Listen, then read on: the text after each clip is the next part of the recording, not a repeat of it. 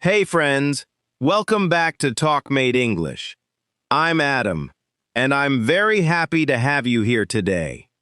In this lesson, we are going to practice slow and easy English listening for A1 and A2 learners.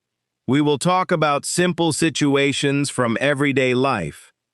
Things like getting ready in the morning, going to work, shopping, eating meals, talking with friends, traveling around town, and relaxing at home.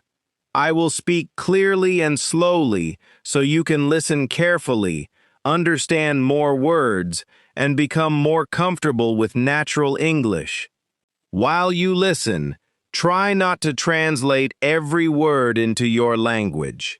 Just relax, listen to the complete sentence, understand the main idea, and notice how common English words sound when they are spoken naturally.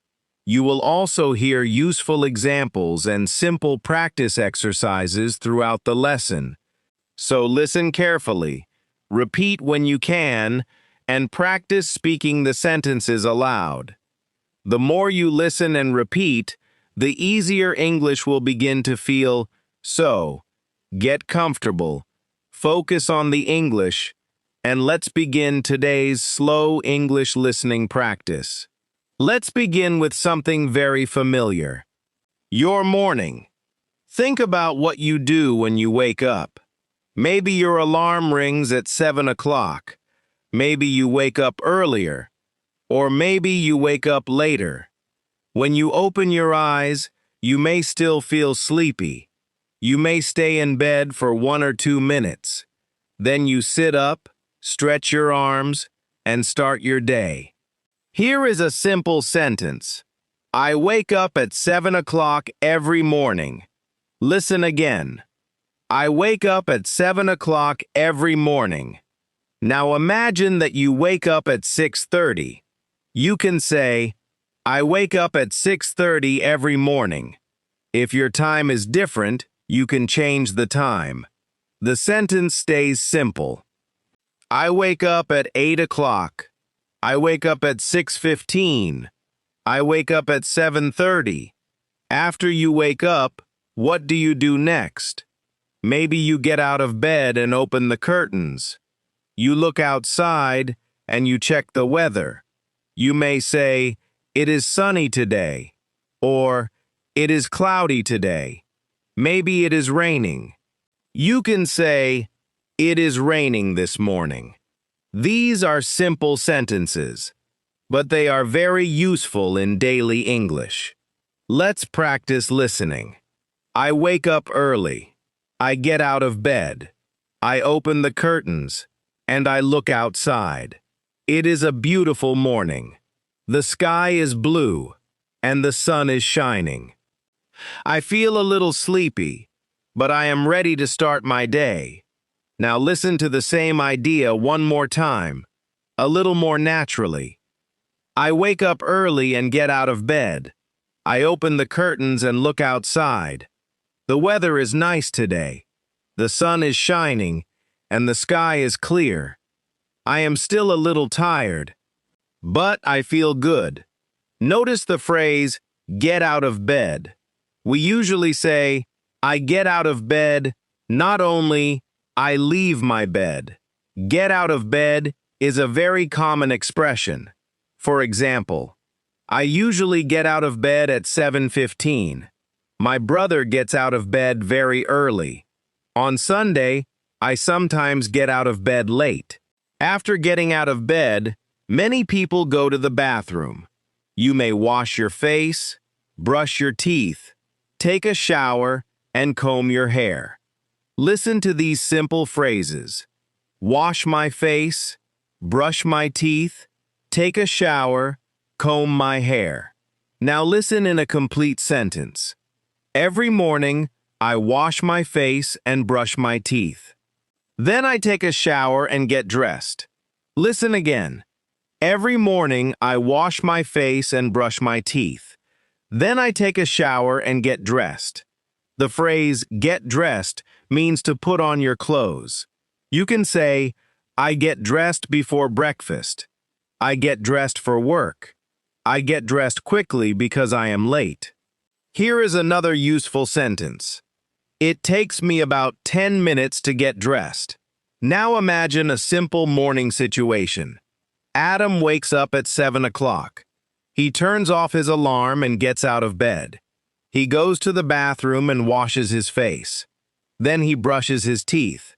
After that, he takes a quick shower. He puts on a clean shirt, black pants, and comfortable shoes.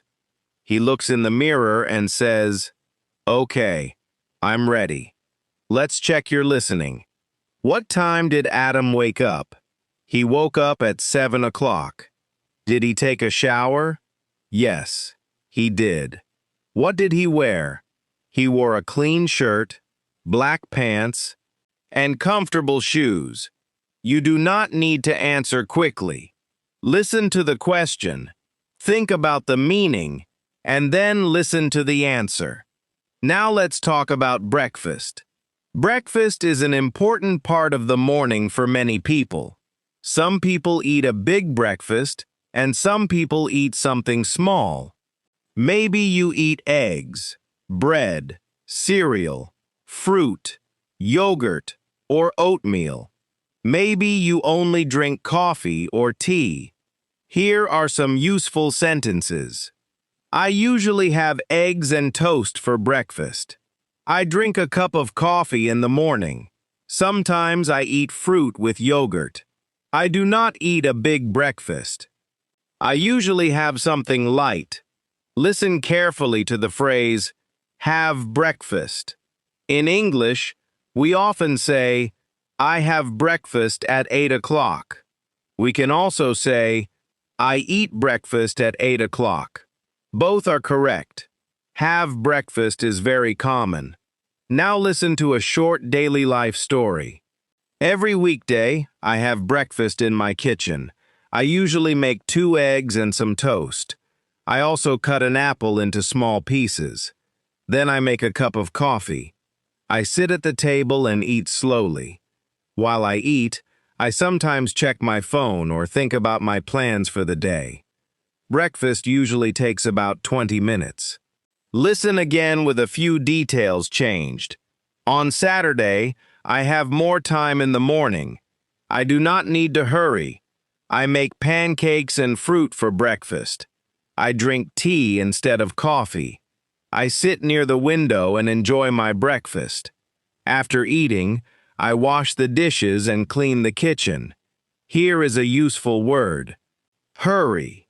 Hurry means to do something quickly because you do not have much time. For example, I am in a hurry this morning. I need to hurry because my bus leaves in 10 minutes. Don't hurry, we have plenty of time. Let's practice with a simple situation. Imagine that it is Monday morning. You wake up late. Your alarm does not ring. You look at the clock, and you see that it is already 8:15. You need to leave home at 8:30. You only have 15 minutes. You can say, "Oh no, I'm late. I need to hurry." I quickly wash my face, brush my teeth, and get dressed.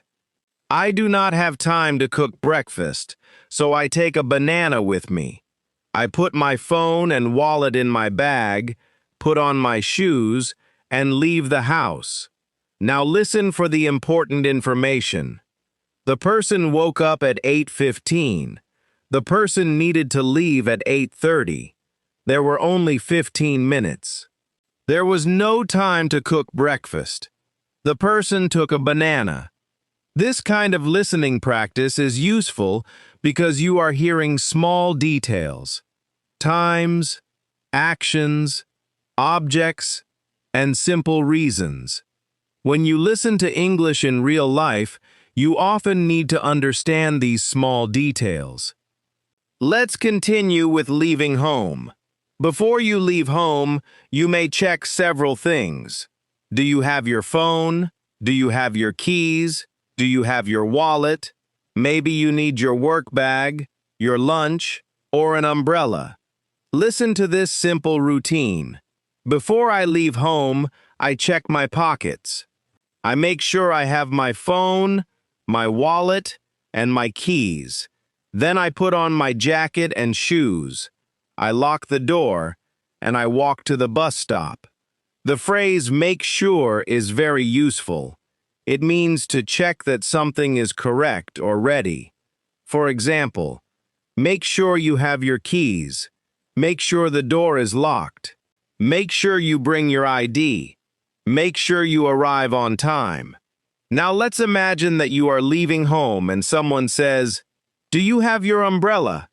You look outside and see dark clouds. You answer, "No, I forgot it. Thanks for reminding me." Then you go back inside and get your umbrella. The phrase, "Thanks for reminding me," is useful when someone helps you remember something. You can say, "Thanks for reminding me about the meeting. Thanks for reminding me to call Mom. Thanks for reminding me to bring my jacket." Now we are going to practice transportation. Many people travel to work or school by car. Bus, train, subway, bicycle, or on foot. If you walk, you can say, "I walk to work every day." If you take the bus, you can say, "I take the bus to work." If you drive, you can say, "I drive to work." If you use a train, you can say, "I take the train to work." Listen again. I walk to work. I take the bus to work. I drive to work. I take the train to work. Here is a simple morning journey. I leave my apartment at 8 o'clock. The bus stop is about 5 minutes away. I walk down the street and wait for bus number 12. The bus usually arrives at 8:10. I get on the bus. Find a seat and sit near the window. The ride takes about 25 minutes. There are several useful phrases here. Bus stop, wait for the bus, get on the bus, find a seat, sit near the window. The ride takes 25 minutes. We use get on for buses, trains, and airplanes. For example, I get on the bus at 8:10. We got on the train at the central station. Please get on the plane now. When you leave a bus or train, we often say, "get off." For example, I get off the bus near my office. We need to get off at the next stop. She got off the train at Main Street Station. Listen to this conversation as one person talks to a bus driver. "Excuse me, does this bus go to the city center?" "Yes, it does." "Great. How long does it take?" "About 20 minutes." "Thank you." "You're welcome." Now listen again. "Excuse me, does this bus go to the city center?" "Yes, it does." "How long does it take?" "About 20 minutes." "Thank you." "You're welcome." These are simple questions you can use when traveling. Does this bus go to downtown? Does this train stop at Central Station? How long does it take? Where should I get off? Let's practice a slightly longer situation. You are at a bus stop in a new neighborhood. You are not sure which bus you need. A woman is standing nearby. You say, "Excuse me, can I ask you a question?" She says, "Sure." You ask, "Which bus goes to Oak Street?" She says, "Take bus number 16. It stops right here." You ask, "How many stops is it?" She says, "About 6 stops." You answer, "Thank you very much." She says, "No problem. Listen for the important details. You need to go to Oak Street. You should take bus number 16. The journey is about 6 stops. Now imagine you are on the bus. You look outside the window. People are walking along the street. Cars are stopping at traffic lights. A man is walking his dog. A woman is carrying 2 shopping bags. A child is riding a bicycle with his father. These are everyday actions. Listen again. A man is walking his dog. A woman is carrying shopping bags. A child is riding a bicycle. Cars are waiting at the traffic light. People are going to work. This is a good way to practice English in your own life. When you are outside, look around you and describe simple things in English. You do not need difficult vocabulary. You can say, a man is waiting for the bus. 2 women are talking. A car is turning left. A child is eating an ice cream. A bird is sitting on a tree. Now let's arrive at work. Maybe you work in an office, a store, a restaurant, a hospital, a school, or another place. When you arrive, you may greet your coworkers. You can say, "Good morning. How are you? How was your weekend? Did you have a good evening? How are things today?" A coworker may answer, "Good morning. I'm good, thanks. How are you?" Or, "I'm doing well. Just a little tired today." Or, "Pretty good. Thanks for asking." Listen to a natural morning greeting. "Good morning, Sam. How are you today?" "I'm good, thanks. A little tired, but I'm okay." "Did you sleep well?" "Not really. I went to bed too late." "Oh, I understand. Maybe you need some coffee." "Yes, definitely." Notice the sentence, "I went to bed too late." This means the person did not go to sleep early enough. You can say, "I went to bed at midnight. I stayed up late last night. I did not sleep very well." Let's practice some simple work vocabulary. Start work, finish work, answer emails, make a phone call, attend a meeting, talk to a customer, take a break, have lunch, finish a task. Listen in sentences. I start work at 9 o'clock. I usually answer emails first. At 10 o'clock, I have a meeting with my team. At noon, I take a lunch break. In the afternoon, I make some phone calls. I finish work at 5:30. Now listen to a short story about a normal workday. Daniel works in a small office. He starts work at 9 o'clock every morning. When he arrives, he turns on his computer and checks his email. He usually has 3 or 4 important messages. He answers them before 10 o'clock. Then he talks with his manager about the day's work. At 11, he has a short meeting with his coworkers. At 12:30, he goes outside for lunch. Let's check your listening. Where does Daniel work? He works in a small office. What does he do first? He turns on his computer and checks his email. What time does he have a meeting? At 11 o'clock. When does he have lunch? At 12:30. Now imagine a different person. Lisa works in a coffee shop. She starts work very early, at 6:30 in the morning. She prepares the tables, checks the coffee machine, and puts fresh food in the display case. At 7 o'clock, the first customers arrive. Lisa takes orders, makes drinks, and talks politely with customers. A customer says, "Good morning. Can I get a small coffee, please?" Lisa says, "Of course. Would you like milk or sugar?" The customer says, "Just a little milk, please." Lisa says, "Sure. Anything else?" The customer answers, "No.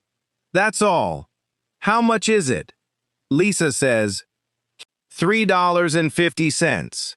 This is a useful everyday conversation. Listen to the phrases again. Can I get a small coffee, please?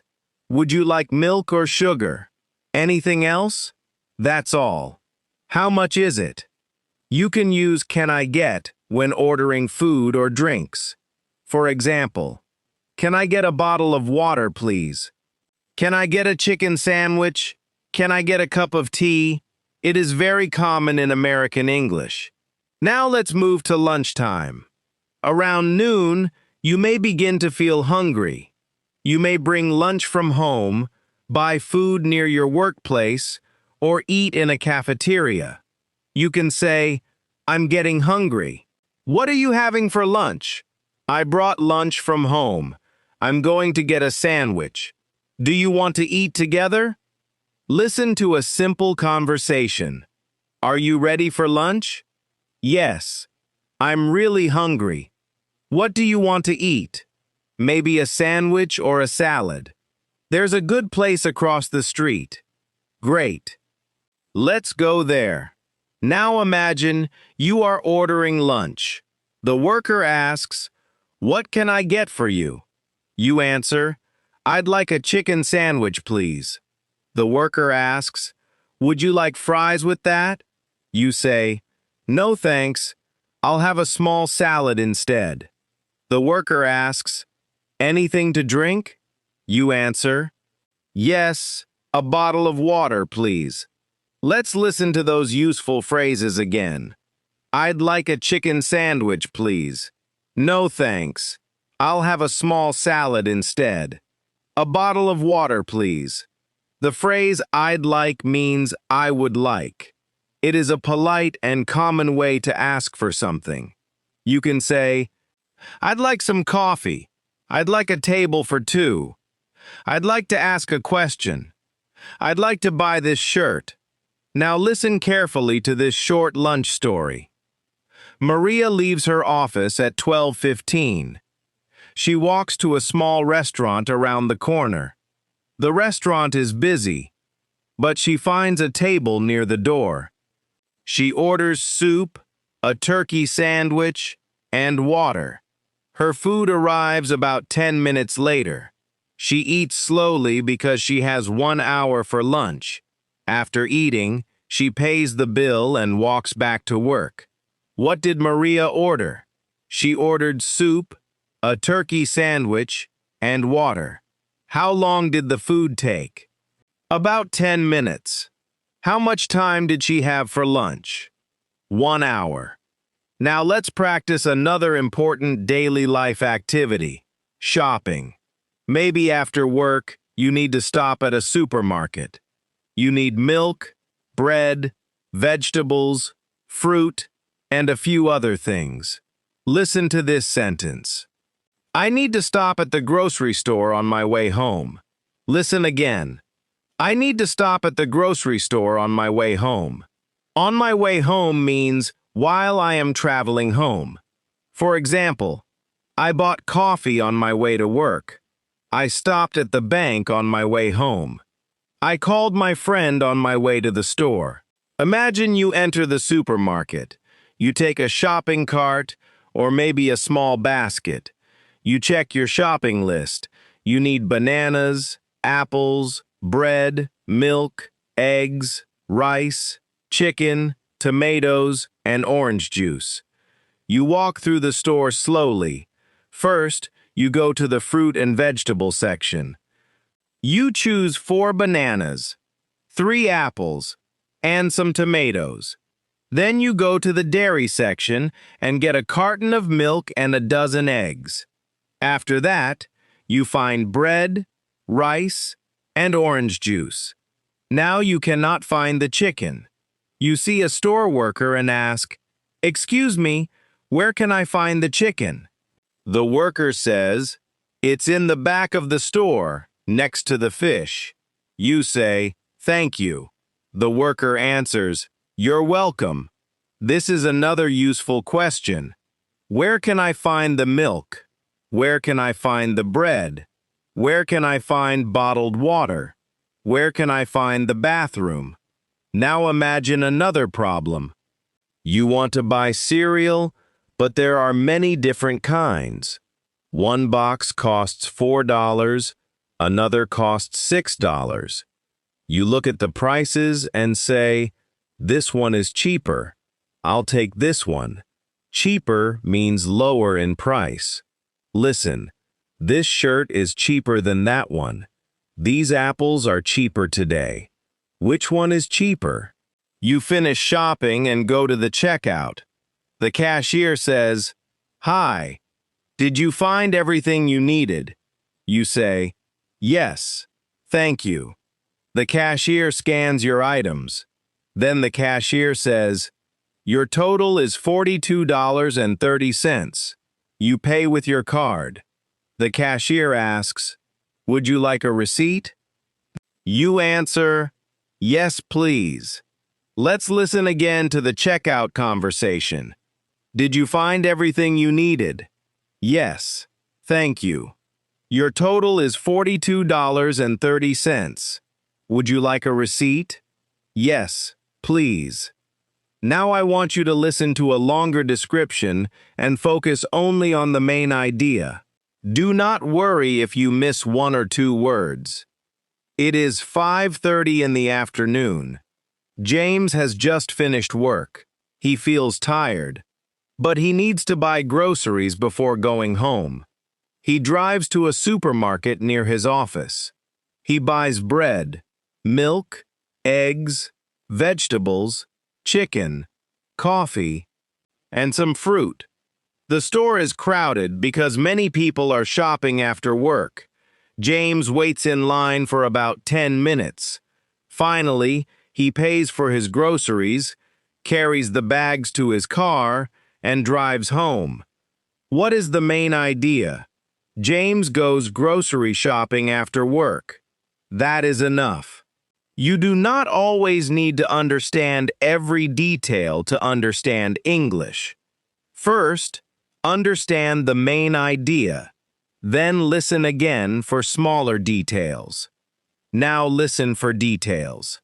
What time did James finish work? 5:30. Why did he go to the supermarket? He needed groceries. Was the store quiet? No, it was crowded. How long did he wait in line? About 10 minutes. This is an important listening habit. First listen for the general meaning, then listen for details.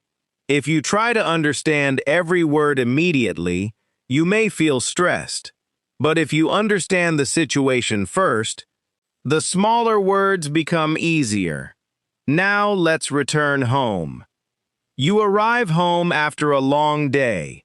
You unlock the door, go inside, put your bag down, and take off your shoes. You may say, "I'm finally home. It was a long day. I'm tired, but I'm glad to be home." Maybe someone at home asks, "How was your day?" You can answer, "It was good.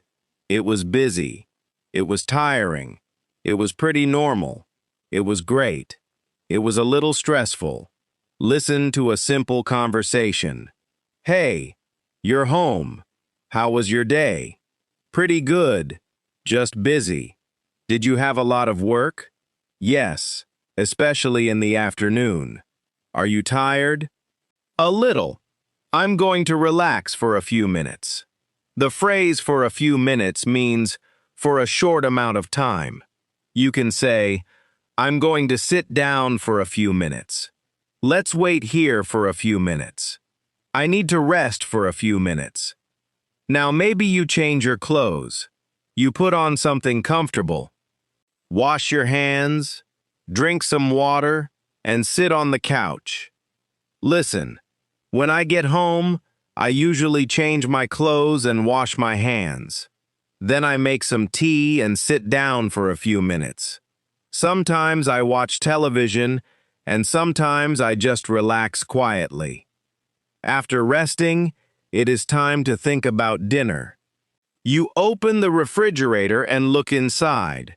Maybe you have chicken, vegetables, rice, cheese, eggs, and some leftover food from yesterday. You may ask yourself, "What should I make for dinner?" Maybe I'll make chicken and rice. Or, "I think I'll make pasta tonight." Here is a useful conversation. "What do you want for dinner?" I'm not sure. How about pasta? That sounds good. Do we have any tomatoes? Yes. There are some in the refrigerator. Great. I'll start cooking. Listen to the phrase, how about pasta? We use how about when making a suggestion. For example, how about pizza? How about going for a walk? How about meeting at 7? How about watching a movie tonight? Now listen to a simple cooking description. I put a pot of water on the stove. While the water gets hot, I cut some vegetables. I have tomatoes, onions, and peppers. When the water starts boiling, I add the pasta. I cook it for about 10 minutes. Then I drain the water and add the vegetables and sauce. You may not use all these words every day, but hearing them in a clear situation helps your brain connect the words with the meaning. Now let's practice a very simple evening routine. I eat dinner at around 7 o'clock. After dinner, I wash the dishes and clean the kitchen. Then I call my mother or talk with a friend. Sometimes I watch a television show. Sometimes I read a book. At around 10:30, I start getting ready for bed. Listen again. I eat dinner at 7. I wash the dishes. I clean the kitchen. I talk with my family. I watch television or read a book. Then I get ready for bed. Here is another person's routine. Kevin usually gets home at 6:30. He cooks dinner with his wife. They eat around 7:15. After dinner, they take a short walk around the neighborhood. When they return home, they watch television for about an hour. Kevin takes a shower at 10 o'clock and goes to bed around 11. Let's check your listening. What time does Kevin get home? 6:30. Who does he cook with? His wife. What do they do after dinner? They take a short walk. What time does Kevin go to bed? Around 11. Now think about your own evening. You can practice speaking quietly with me. I get home at, say your real time. I eat dinner at, I usually eat. After dinner, I go to bed at. You can make complete sentences. For example, I get home at 6 o'clock. I eat dinner at 7:30. I usually eat rice and vegetables. After dinner, I watch television. I go to bed at 11 o'clock. Do not worry about making your sentences perfect. At A1 and A2 level, your main goal is to communicate clearly. Simple English is good English when your meaning is clear. Let's finish this section of practice with one complete day. Listen from beginning to end and try to follow the story. My name is Michael. I live in a small apartment near the city center. On weekdays, I wake up at 6:45. I usually stay in bed for a few minutes. Then I get up and open the curtains. I go to the bathroom, wash my face, brush my teeth, and take a shower. After that, I get dressed for work. At 7:30, I go to the kitchen and make breakfast. I usually have toast, eggs, and coffee. I eat breakfast at the kitchen table while I check the weather on my phone.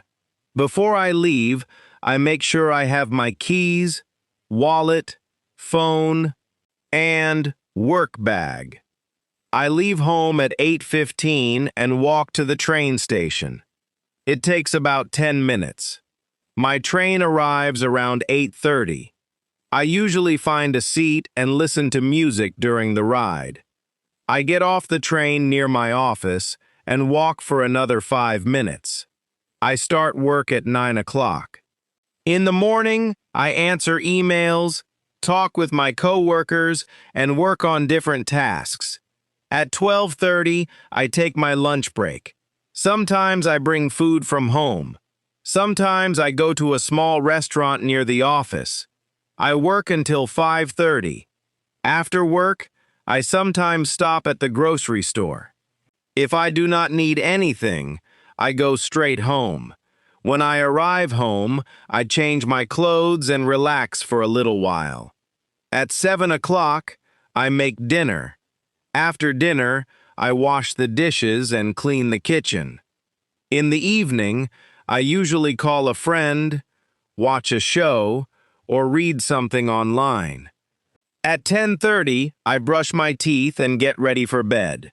I usually go to sleep at around 11. Now, let's check your understanding. Michael lives near the city center. He wakes up at 6:45. He usually has toast, eggs, and coffee for breakfast. He leaves home at 8:15. He takes the train to work. He starts work at 9.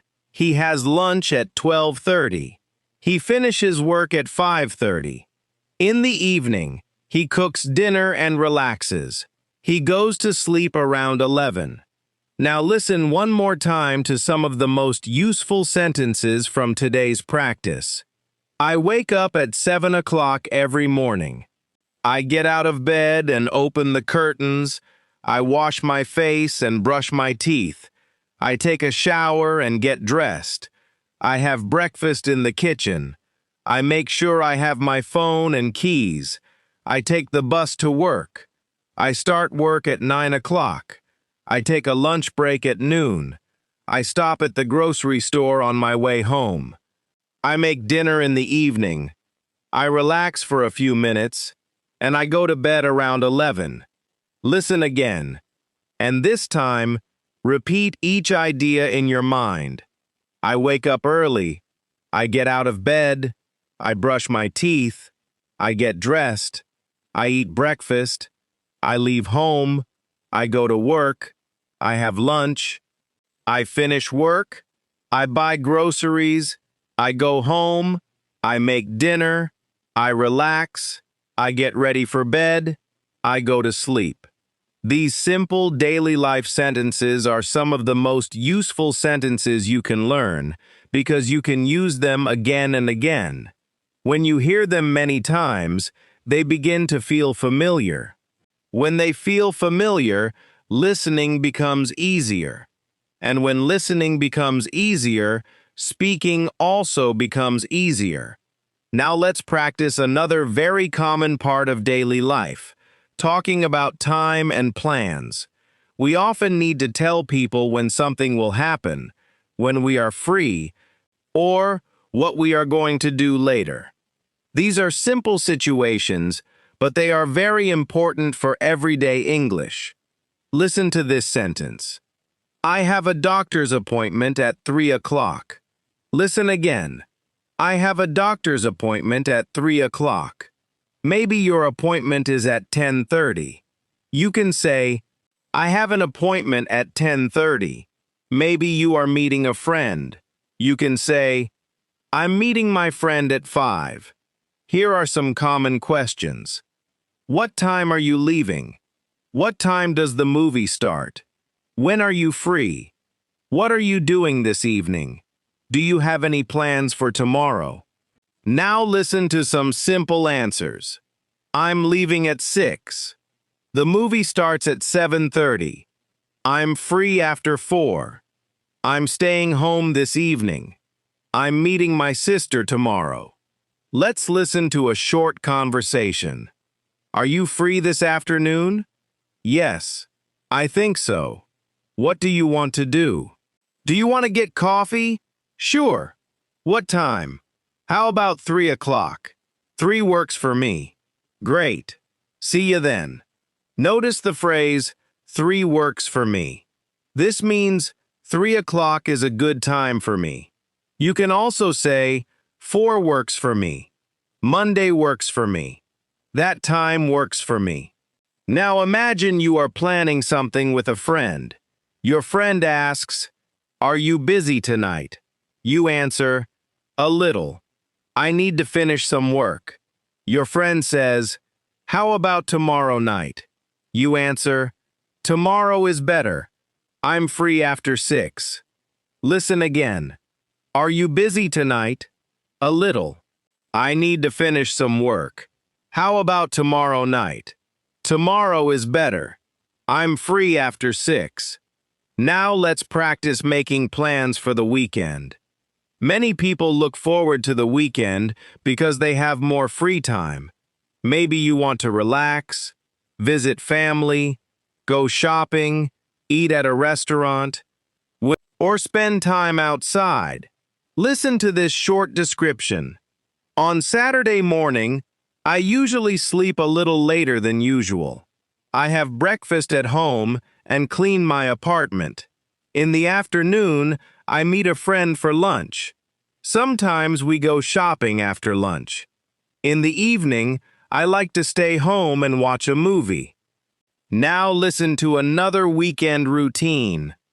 On Sunday, I usually visit my parents.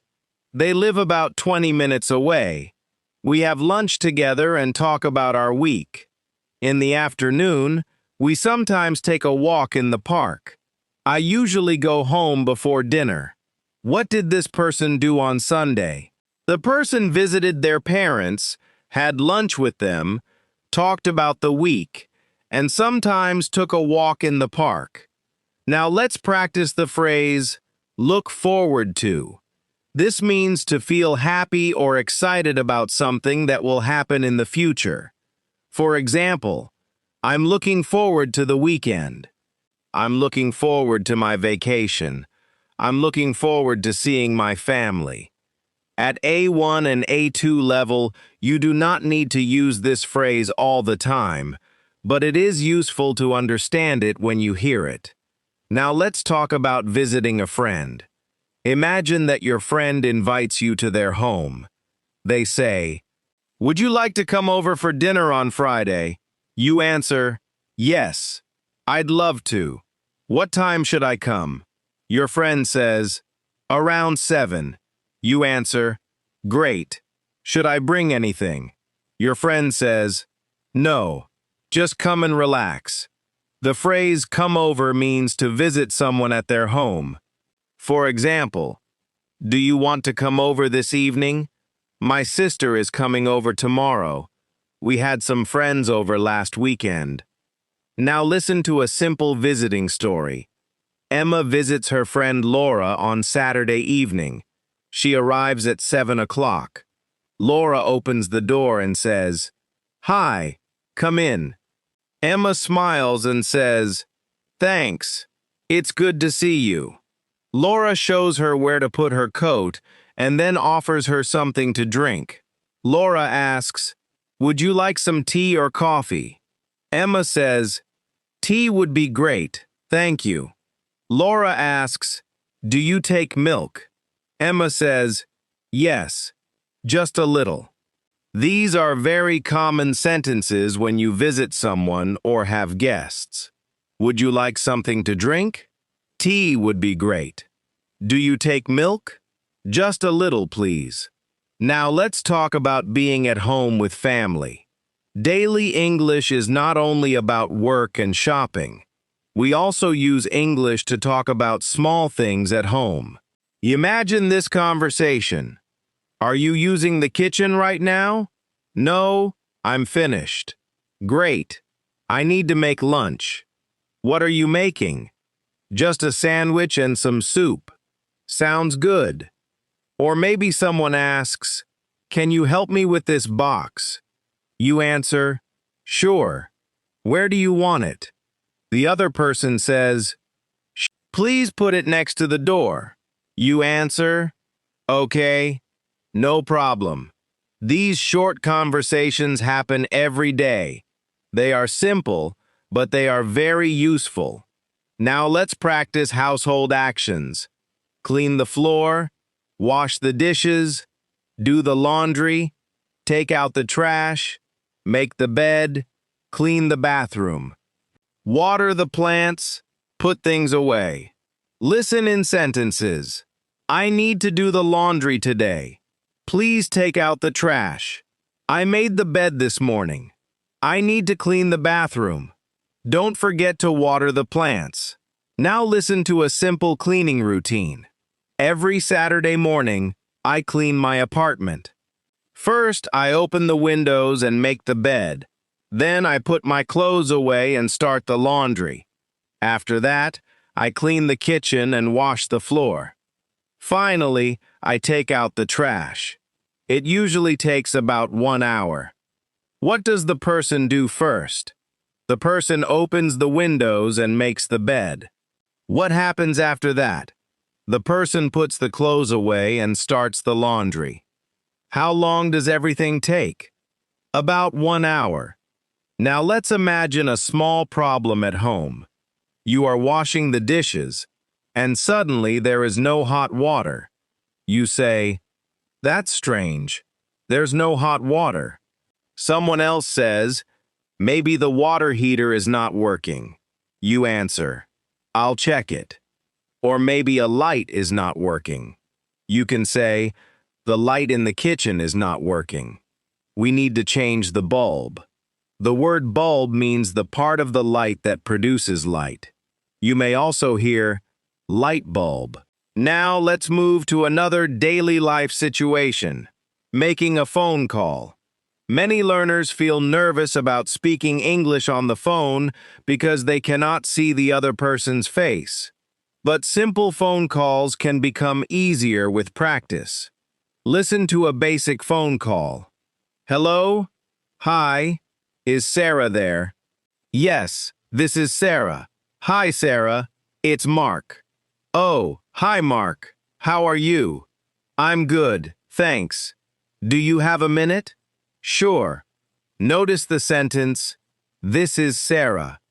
On the phone, people often say "this is" plus their name. For example, "Hello, this is Daniel." "Hi, this is Anna from the office." Now imagine you call a business. You say, "Hello, I'd like to make an appointment, please." The person asks, "What day works for you?" You say, "Is Tuesday afternoon available?" The person checks and says, "Yes, we have 3 o'clock or 4:30. You answer, 3 o'clock is perfect." Now listen again. "I'd like to make an appointment, please. What day works for you? Is Tuesday afternoon available? We have 3 o'clock or 4:30. 3 o'clock is perfect." The word available means free or possible to use. For example, is this table available? Is the doctor available today? Are you available tomorrow morning? Now let's practice a phone call with a small problem. You call your friend, but the sound is not clear. You say, "Sorry, I can't hear you very well." Your friend says, "Is this better?" You answer, "Yes, much better." Your friend asks, "Can you hear me now?" You answer, "Yes, I can hear you clearly." You may also say, "The connection is bad." Can you say that again? Could you speak a little more slowly? These are very useful phrases for English learners. Can you say that again? Could you speak a little more slowly? I didn't hear the last part. I'm sorry. I didn't understand. Remember, asking someone to repeat something is completely normal. Even native speakers ask people to repeat things when the sound is unclear or when they miss information. Now let's practice talking about weather. Weather is one of the easiest and most common topics for small talk. Listen, it's sunny today, it's cloudy, it's raining, it's windy, it's cold outside, it's very hot today. You can also ask, "What's the weather like today? Is it cold outside? Do I need a jacket? Is it going to rain?" Imagine this short conversation. "It looks cold outside." "Yes, it is. You should take a jacket." "Do you think I need an umbrella?" "Maybe. It might rain later." "Okay, I'll take one." Now another conversation. "It's really hot today." "Yes, it is. I think it's about 90 degrees. Let's stay inside for a while." "Good idea." Now listen to a weather story. It is Monday morning, and the weather is cool and cloudy. Sarah looks out the window before leaving home. She sees dark clouds, so she takes an umbrella. At lunchtime, it starts raining. Sarah is happy because she has her umbrella with her. Why did Sarah take an umbrella? Because she saw dark clouds. When did it start raining? At lunchtime. Was Sarah prepared? Yes, she was. Now let's talk about clothes, because clothes and weather often go together. When it is cold, you may wear a jacket, coat, sweater, scarf, or gloves. When it is warm, you may wear a t-shirt, shorts, or light clothes. Listen to some simple sentences. I'm wearing a blue shirt today. She is wearing a black jacket. He needs a warmer coat. These shoes are comfortable. I like this sweater. Now imagine you are shopping for clothes. A store worker says, "Can I help you?" You say, "Yes, I'm looking for a jacket." The worker asks, "What size do you need?" You answer, "Medium, please." The worker says, "We have this one in black and gray." You say, "Can I try on the black one?" Try on means to put clothes on for a short time to see if they fit. For example, "Can I try this shirt on? I want to try on these shoes." You go to the fitting room and put on the jacket. It is a little too small. You tell the worker, "It's a little tight. Do you have a larger size?" The worker says, "Yes, I'll get a large for you." Listen to those useful words: small, large, tight, loose, comfortable. Now you try the large jacket. You say, "This one fits much better. How much is it?" The worker says, "It's $60. You think for a moment and say, "Okay, I'll take it." Now let's practice prices. This costs $20. That costs $15. It's too expensive. It's a good price. It's on sale.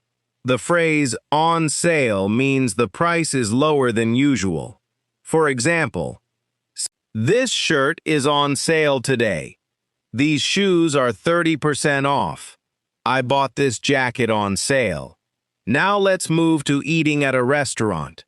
This is another common daily life situation. Imagine you enter a restaurant. The host says, "Hi, how many people?" You answer, "2, please." The host says, "Right this way." You sit down and receive the menu. A few minutes later, the server asks, "Are you ready to order?" You say, "Yes, I think so. I'd like the grilled chicken, please." The server asks, "What would you like on the side?" You answer, "Rice, please." Your friend says, "I'll have the pasta." The server asks, "Anything to drink?" Your friend says, "Water is fine for me." You say, "I'll have iced tea." Now listen again to the key phrases. Are you ready to order? I'd like the grilled chicken. What would you like on the side? I'll have the pasta. Anything to drink? Now imagine you want to ask about the food. You can say, "What do you recommend? Is this spicy? Does this come with rice? Does this have meat in it? Can I get this without cheese?" These are practical questions. Even at A1 or A2 level, you can communicate a lot with short, clear sentences. Now let's listen to a restaurant story. John and his sister go to a small restaurant for dinner. They arrive at 6:30. John orders chicken with rice and vegetables. His sister orders fish with a salad. They both drink water. The food arrives after 15 minutes. They enjoy the meal and talk about their day. After dinner, John asks, "Can we get the check, please?" The server brings the check. John looks at it and says, "The total is $48. His sister says, "Let's split it." John says, "Sure." The phrase split it means each person pays part of the cost. In this situation, both people pay part of the bill. Now let's practice asking for something politely in a restaurant. "Can I have some more water, please? Could I get another fork, please? Excuse me, can we get some napkins? Could we have the check, please?" Polite requests are important in everyday English. You can use "can I," "can we," or "could I" to ask for something. Now imagine there is a small problem with the order. You ordered a salad without onions, but the salad has onions. You can say, "Excuse me, I asked for this without onions." The server says, "I'm sorry about that. I'll bring you a new one." Notice the tone. You do not need difficult English. A simple, polite sentence is enough. Now let's practice going to a pharmacy. Imagine you have a headache and want to buy medicine. You enter the pharmacy and ask, "Excuse me, where can I find something for a headache?" The pharmacist says, "It's in aisle 5. Or you may ask, "Do you have anything for a cough?" "I have a sore throat. I need something for a cold." These are useful health-related phrases for simple, everyday situations. If the problem is serious, of course, you should speak to a medical professional. But for language practice, it is useful to understand common words such as headache, called, cold, fever, sore throat. Now listen to a simple pharmacy conversation. "Hi, can I help you?" "Yes, I have a bad cough." "How long have you had it?" "About 2 days." "Do you have a fever?" "No, I don't." "Okay, let me show you where the cough medicine is." Now another short situation. "Excuse me, do I need a prescription for this medicine?" "No, you can buy it without one." "Okay, thank you." A prescription is a note from a doctor that allows you to get certain medicines. Now let's talk about going to the doctor. You may need to make an appointment, explain how you feel, and answer simple questions. The receptionist may ask, "What seems to be the problem?" You can say, "I have a sore throat. I have a headache. My stomach hurts. I don't feel well." The doctor may ask, "When did this start?" You can say, "Yesterday morning," or "2 days ago." Listen to a simple example. "Good morning. What brings you in today?" "I have a sore throat and a headache." "How long have you felt this way?" "Since yesterday." "Do you have a fever?" "I don't think so." Now let's change the topic and talk about directions. Asking for directions is one of the most useful travel and daily life skills. Imagine you are in a new part of town. You need to find the bank. You ask someone, "Excuse me, where is the nearest bank?" The person says, "Go straight for 2 blocks, then turn right. The bank is next to the post office." Listen to the direction words. Go straight, turn right. Go straight, turn right. Turn left, next to, across from, on the corner, between. Here are some examples. The cafe is next to the bank. The pharmacy is across from the grocery store. The hotel is on the corner.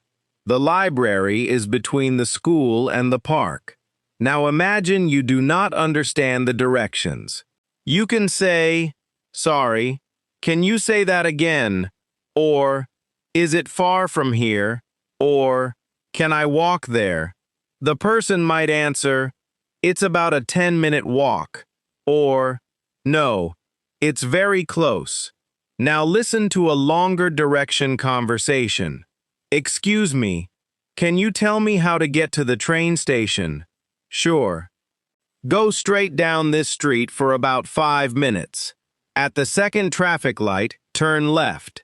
Keep walking until you see a large hotel. The station is across from the hotel. Is it far? No. It's about a 10-minute walk. Thank you very much. You're welcome. What should the person do at the second traffic light? Turn left. What is across from the station? A large hotel. How long is the walk? About 10 minutes.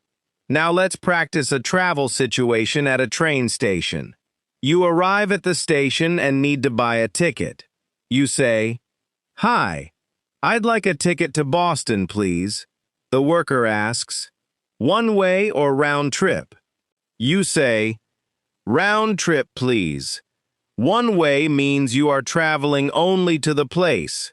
Round trip means you are going there and coming back. The worker asks, "What time would you like to leave?" You say, "Around 10 in the morning."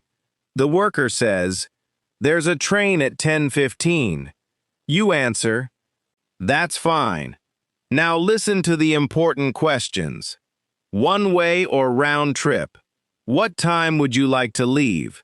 Which platform does the train leave from? How long does the trip take? Platform means the area where you wait for a train. Now imagine you are waiting for the train. You hear an announcement. The 10:15 train is delayed by 20 minutes.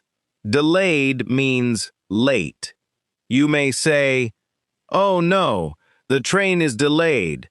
My friend asks, "How long is the delay?" You answer, 20 minutes. Now let's practice air travel. Imagine you are at an airport. You walk to the check-in desk. The worker says, "Good morning. Can I see your passport, please?" You give your passport. The worker asks, "Are you checking a bag?" You answer, "Yes, one suitcase." The worker gives you your boarding pass and says, "Your gate is B12. Boarding starts at 9:30. Listen again. Can I see your passport, please? Are you checking a bag? Your gate is B12. Boarding starts at 9:30. Now imagine you cannot find your gate. You ask an airport worker, "Excuse me, where is gate B12? The worker says, "Go straight and take the escalator upstairs, then turn left." Again, simple direction words help you in many different situations. Now let's talk about staying at a hotel. You arrive at the front desk. You say, "Hi, I have a reservation." The receptionist asks, "What name is the reservation under?" You give your name. The receptionist says, "Yes, I found it. You're staying for 2 nights. Is that correct?" You say, "Yes, that's right." The receptionist gives you a key and says, "Your room is on the 4th floor. Breakfast is from 7 to 10. Now imagine there is a problem in the room. Maybe the air conditioner is not working. You can call the front desk and say, "Hi, the air conditioner in my room isn't working. Could someone please check it? Or maybe you need extra towels." You can say, "Could I get 2 more towels, please?" These simple requests are very useful when traveling. Now let's practice talking about hobbies and free time. People often ask, "What do you do in your free time?" You can answer, "I like reading. I enjoy cooking. I play soccer. I listen to music. I watch movies. I go for walks." Listen to this simple conversation. What do you like to do on weekends? I like spending time outside. Do you play any sports? Yes. I play tennis sometimes. How often do you play? Usually once a week. The phrase "how often" asks about frequency. How often do you exercise? How often do you cook at home? How often do you call your family? You can answer every day, twice a week, once a month, sometimes, usually, not very often. Now listen to a short description. Rachel enjoys reading in her free time. She reads almost every evening before bed. On weekends, she sometimes goes to the library and borrows 2 or 3 books. She also likes walking in the park when the weather is nice. What does Rachel enjoy? Reading. When does she usually read? In the evening. Where does she sometimes go on weekends? To the library. Now let's practice talking about exercise. You do not need advanced fitness vocabulary.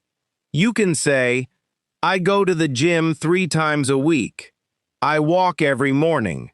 I like riding my bike. I sometimes exercise at home.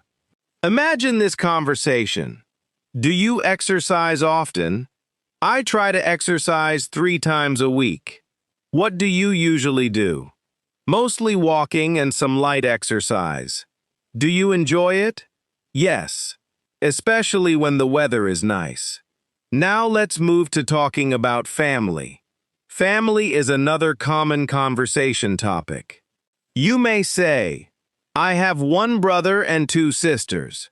My parents live in another city. My brother is married.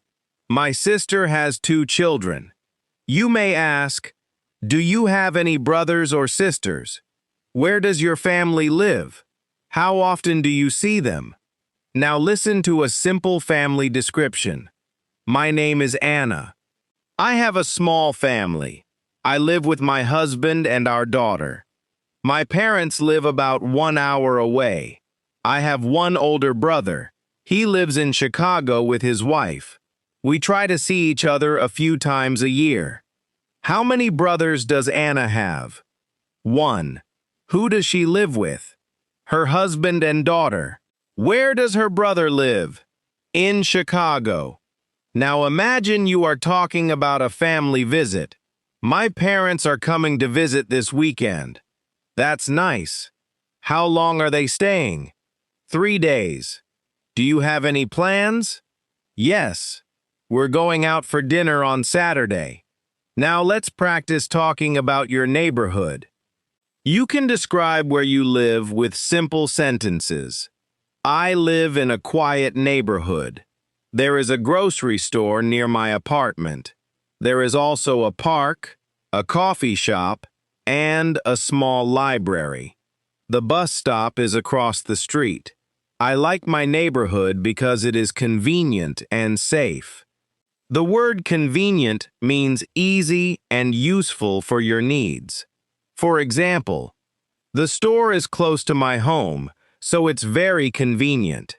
Taking the bus is convenient for me. Now listen to another neighborhood description. Mark lives in a busy area near downtown. There are many restaurants and stores nearby. He can walk to work in 15 minutes. The neighborhood can be noisy at night, but Mark likes living close to everything. What does Mark like about his neighborhood? He likes being close to everything. How long does it take him to walk to work? 15 minutes. Now let's practice a conversation with a neighbor. Hi, how are you? I'm good, thanks. How are you? Pretty good. Have you lived here long? About 2 years. Do you like the neighborhood? Yes, it's quiet and everyone is friendly. These small conversations help you build confidence because you can use the same phrases in many places. Now let's talk about simple problems and how to ask for help. In real life, things do not always go as planned. Maybe your phone battery is almost dead. You can say, my phone is almost dead. Do you have a charger? Maybe you lose something. You can say, I can't find my keys. Have you seen them? Maybe you are late. You can say, I'm sorry. I'm running late. I'll be there in about 10 minutes. Maybe you do not understand something. You can say, "Could you explain that again?" Or, "I'm not sure I understand." Now listen to this small problem. Emily is getting ready to leave home. She cannot find her keys. She checks the kitchen table, her bag, and her jacket pockets. Finally, she finds the keys next to the front door. Where did Emily find her keys? Next to the front door. Now another problem. David is driving to work when he sees that his car is almost out of gas. He stops at a gas station and fills the tank. Because of this, he arrives at work 10 minutes late. Why was David late? Because he had to stop for gas. How late was he? 10 minutes. Now let's practice talking about feelings. This is useful because people often ask, "How are you?" or "How do you feel?" You can say, "I'm happy," "I'm tired," "I'm hungry," "I'm worried," "I'm excited," "I'm bored," "I'm relaxed." You can also say, "I feel good today," "I'm a little tired," "I'm really excited about the trip," "I'm worried about tomorrow's meeting." Now imagine this conversation. You look tired. Are you okay? Yes, I'm okay. I just didn't sleep well last night. Maybe you should rest after work. Yes, I think I will. Another conversation. You seem happy today. I am. My sister is coming to visit. That's great. I hope you have a nice time. Now listen to a short feeling story. It is Friday afternoon, and Chris feels tired because he has had a busy week. But he is also happy because the weekend is coming. He plans to sleep late on Saturday, have lunch with a friend, and relax at home in the evening. How does Chris feel? Tired but happy. Why is he happy? Because the weekend is coming. Now let's practice speaking about yesterday. Talking about the past is an important A2 skill. Listen, yesterday I woke up at 7. I ate breakfast and went to work. I had lunch with a coworker. After work, I went to the grocery store. In the evening, I watched a movie and went to bed at 11. Notice these past forms. Woke up, ate. Went, had, watched. You do not need to memorize everything at once. Listening to past tense sentences again and again helps you become familiar with them. Now listen to this story about yesterday. Yesterday was a busy day for Lisa. She woke up late because she forgot to set her alarm. She quickly got dressed and left home without breakfast. She took the bus to work and arrived 10 minutes late. At lunchtime, she bought a sandwich and coffee. After work, she went home and made dinner. She was tired, so she went to bed early. Why did Lisa wake up late? She forgot to set her alarm. Did she eat breakfast at home? No, she did not. What did she buy for lunch?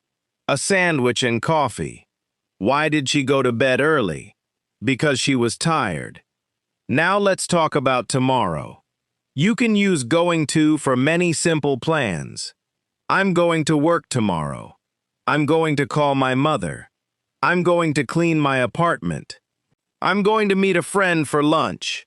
Listen to a weekend plan. Tomorrow is Saturday. I'm going to wake up around 8.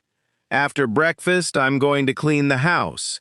At noon, I'm going to meet my friend at a cafe. In the afternoon, we're going to go shopping. In the evening, I'm going to stay home and relax. What is the person going to do at noon? Meet a friend at a cafe. What will happen in the afternoon? They will go shopping. Now let's practice listening to a complete daily life story. This time, I will include several situations we have practiced. Try to follow the story from beginning to end. My name is Brian. I live in a small apartment with my wife, Megan. We both work during the week. I work in an office downtown, and Megan works at a school. On Wednesday morning, my alarm rings at 6:30. I feel tired, so I stay in bed for 5 more minutes. Then I get up and go to the bathroom. I brush my teeth, take a shower, and get dressed. Megan is already in the kitchen. She is making coffee and toast. I walk in and say, "Good morning." She says, "Morning. Did you sleep well?" I answer, "Not really. I went to bed too late." We eat breakfast together. I have toast, eggs, and coffee. Megan has oatmeal and fruit. While we eat, she looks outside and says, "It looks like rain. Don't forget your umbrella." At 7:45, we leave home. Megan drives to work, but I take the train. The station is about 8 minutes from our apartment. I walk there and buy a coffee before my train arrives. The train is a little crowded, but I find a seat near the back. I listen to music during the ride. About 20 minutes later, I get off downtown and walk to my office. I start work at 8:30. My morning is busy. I answer emails, make 2 phone calls, and talk to my manager. At 10:30, I have a meeting with 3 coworkers. At noon, I feel hungry. My coworker Jason asks, "Do you want to get lunch?" I say, "Sure. Where do you want to go?" He says, "How about the sandwich place across the street?" I answer, "Sounds good." At the restaurant, I order a turkey sandwich and a small salad. Jason orders soup and bread. We sit near the window and talk about our weekend plans. After lunch, we go back to the office. The afternoon is quieter. I finish some work and leave at 5 o'clock. On my way home, Megan sends me a message. She says, "Can you stop at the grocery store? We need milk and bananas." I stop at a store near the station. I buy milk, bananas, bread, and some chicken for dinner. There is a long line at the checkout, so I wait for about 10 minutes. When I finally arrive home, Megan is already there. She says, "Hey, how was your day?" I answer, "Busy, but okay." I put the groceries in the kitchen and change my clothes. We cook dinner together. Megan cuts vegetables while I cook the chicken. We eat at around 7. After dinner, we wash the dishes and clean the kitchen. Then we sit in the living room and watch a comedy show. At 10:30, I brush my teeth and get ready for bed. Before I go to sleep, I set my alarm for 6:30. I do not want to wake up late tomorrow. Now let's check your listening. What time does Brian's alarm ring? 6:30. Who makes breakfast? Megan. How does Brian go to work? He takes the train. Who does he have lunch with? Jason. What does Megan ask Brian to buy? Milk and bananas. What do Brian and Megan do after dinner? They wash the dishes, clean the kitchen, and watch a comedy show. Now listen to a shorter version of the same story. Brian wakes up at 6:30. He has breakfast with Megan. Then he takes the train to work. He has a busy morning and eats lunch with a coworker. After work, he buys groceries and goes home. He cooks dinner with Megan, watches television, and goes to bed. This shorter version helps you hear the main ideas. The longer version gives you more details. Both are useful for listening practice. Now I want you to practice understanding small differences. Listen carefully. Sentence 1. I usually take the bus to work. Sentence 2. I usually take the train to work. The only important difference is bus and train. Now listen. I have lunch at 12:30. I have lunch at 1:30. The difference is the time. Now listen. She bought apples and bananas. She bought apples and oranges. The difference is the second fruit. Learning to notice small differences like these will help you understand conversations more accurately. Now let's do another practice. Listen to the sentence and then hear a simple question. Tom works in a bank near his home. Where does Tom work? He works in a bank. Sarah drinks tea every morning. What does Sarah drink? She drinks tea. David goes to the gym on Tuesday and Thursday. How often does David go to the gym? Twice a week. Emily is meeting her friend at 6 o'clock. What time is Emily meeting her friend? 6 o'clock. The grocery store closes at 9. What time does the store close? 9 o'clock. This kind of question and answer listening helps you focus on useful information such as places, times, actions, and numbers. Now listen to another group. Mark has 2 brothers and 1 sister. How many brothers does Mark have? 2. Anna lives 10 minutes from her office. How far is Anna's office? About 10 minutes away.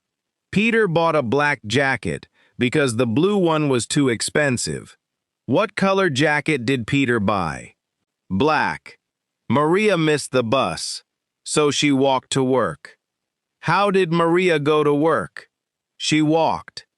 John is tired because he only slept for 5 hours. Why is John tired? Because he only slept for 5 hours. Now let's practice everyday questions that you may hear again and again. What time do you get up? I usually get up at 7.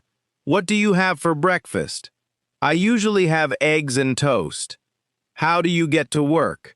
I usually take the bus. What time do you start work? I start at 9. Where do you have lunch? I usually eat near my office. What do you do after work? I usually go home. What do you do in the evening? I cook dinner and relax. What time do you go to bed? Usually around 11. Now try to imagine your own answers while you listen. You do not have to speak quickly. Take your time. Your goal is to connect the question with a simple answer. What time do you wake up? What do you eat for breakfast? How do you travel to work or school? What do you usually do in the afternoon? What do you eat for dinner? What do you do before bed? Here is one model answer. I wake up at 7 o'clock. I usually have bread and coffee for breakfast. I drive to work. In the afternoon, I finish my work and sometimes go shopping. I eat dinner at around 7:30.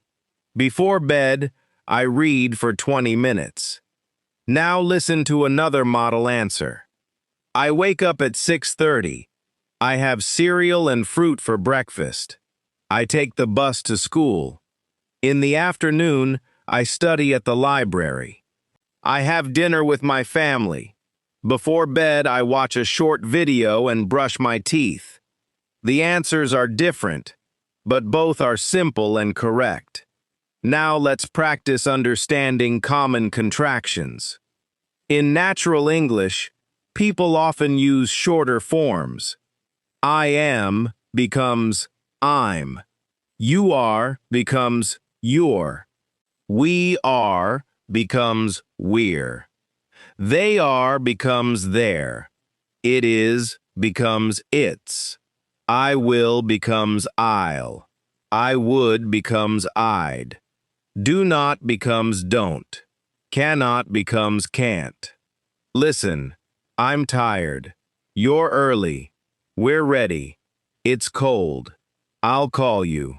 I'd like some coffee. Don't worry. I can't hear you. These shorter forms are very common in spoken English. Learning to recognize them will make listening much easier. Now hear them in a short conversation. Are you ready to go? Yes, I'm ready. Do you have your keys? I think so. Wait, I can't find them. They're on the table. Oh, you're right. Thanks. Another conversation? It's getting late. I know. I'll leave in a few minutes. Don't forget your jacket. I won't. You may not understand every contraction immediately, and that is okay. With repeated listening, they become familiar. Now listen to one final daily life story for this section. It is Saturday morning. Sophie wakes up at 8:30. She does not have to work today, so she stays in bed for a few extra minutes. Then she gets up, opens the window, and enjoys the cool morning air. She makes coffee and toast for breakfast. While she eats, she writes a short list of things she needs to do. She needs to buy groceries, clean the apartment, call her mother, and return a book to the library. At 10 o'clock, Sophie leaves home. First, she walks to the library and returns the book. Then she goes to the grocery store. She buys vegetables, fruit, bread, milk, and coffee. After shopping, she stops at a small cafe. She orders an iced coffee and sits near the window for 20 minutes. She sends a message to her friend Amy. Amy replies, "Do you want to have lunch together?" Sophie says, "Sure. Where should we meet?" Amy suggests a restaurant near the park. They meet at 1 o'clock. Sophie orders soup and a sandwich. Amy has a salad. They talk about work, family, and their plans for the summer. After lunch, Sophie walks home. She puts the groceries away and starts cleaning. She washes the dishes, does the laundry, and cleans the floor. At 4 o'clock, she calls her mother. They talk for about 30 minutes. In the evening, Sophie feels tired but happy. She makes a simple dinner, watches a movie, and goes to bed around 11. Now let's check the story. What day is it? Saturday. What time does Sophie wake up? 8:30. What 4 things are on her list? Buy groceries, clean the apartment, call her mother, and return a book to the library. Where does she go first? The library. What does she do after shopping? She stops at a cafe. Who does she have lunch with? Amy. What time does she call her mother? 4 o'clock. How does she feel in the evening? Tired but happy. Now listen to the main ideas one more time. Sophie has a free Saturday. She does some errands in the morning, has lunch with a friend, cleans her apartment, calls her mother, and relaxes in the evening. As you continue practicing slow English, remember that understanding comes step by step. First, listen for familiar words. Then, listen for the main idea.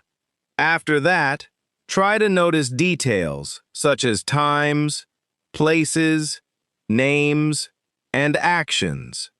You do not need to understand every single word.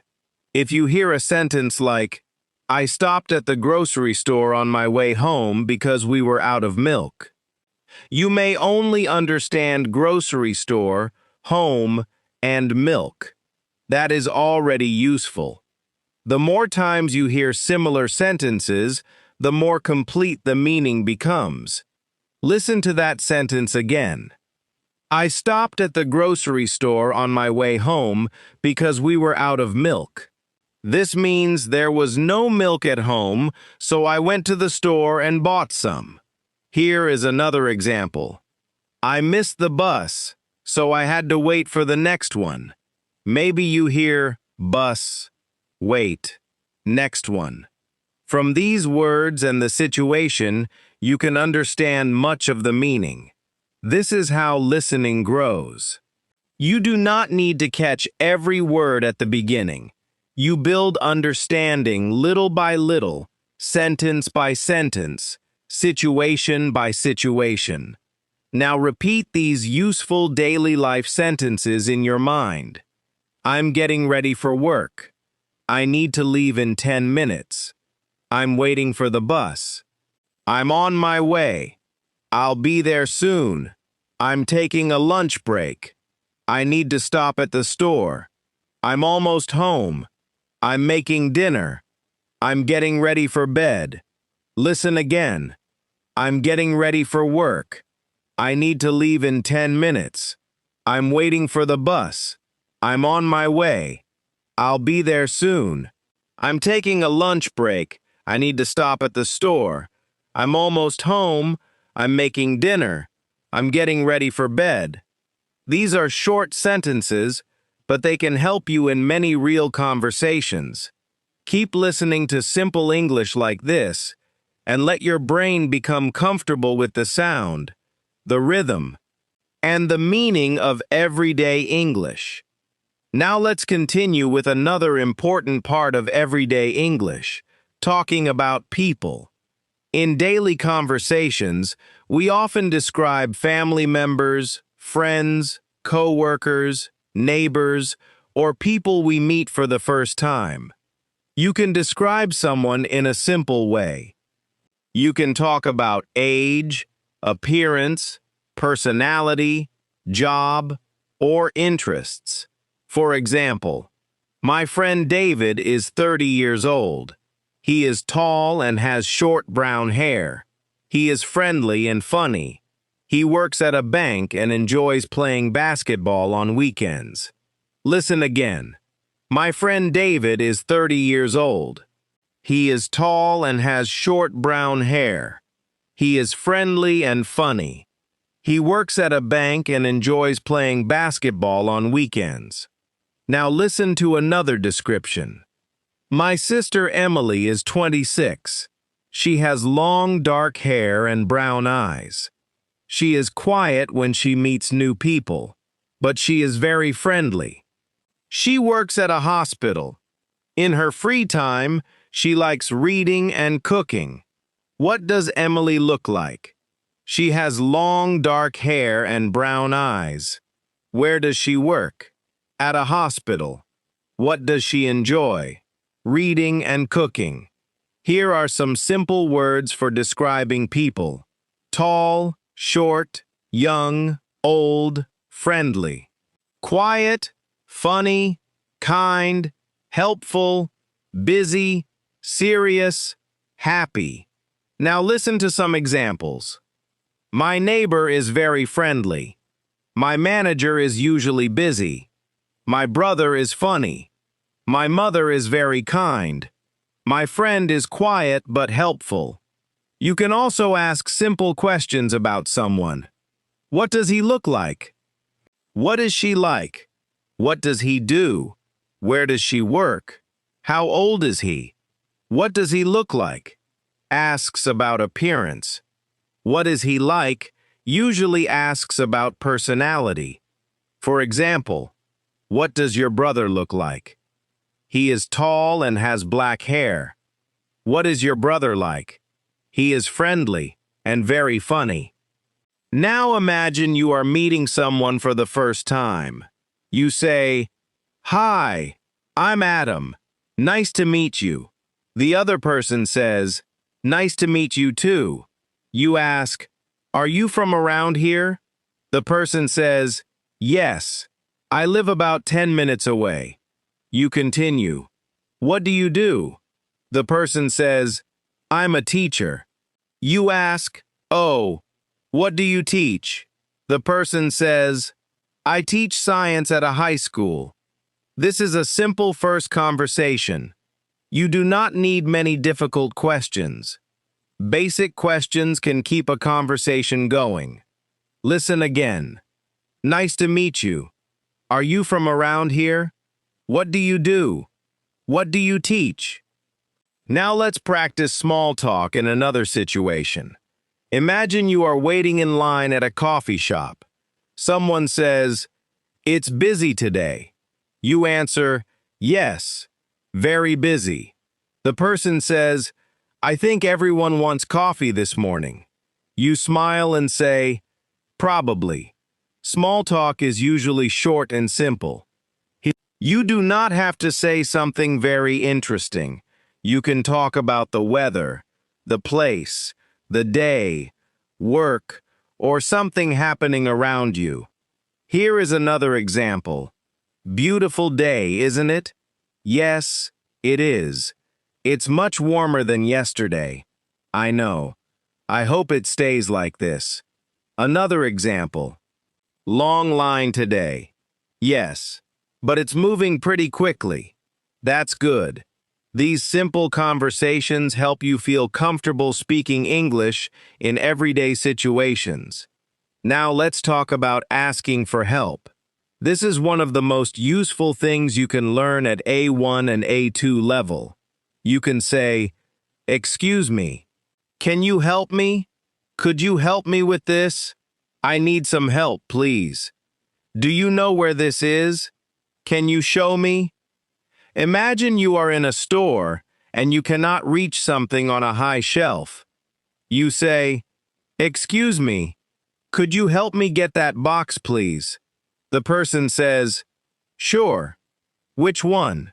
You answer, "The blue one on the top shelf." Or maybe you are carrying a heavy bag. Someone asks, "Do you need a hand?" This means, "Do you need help?"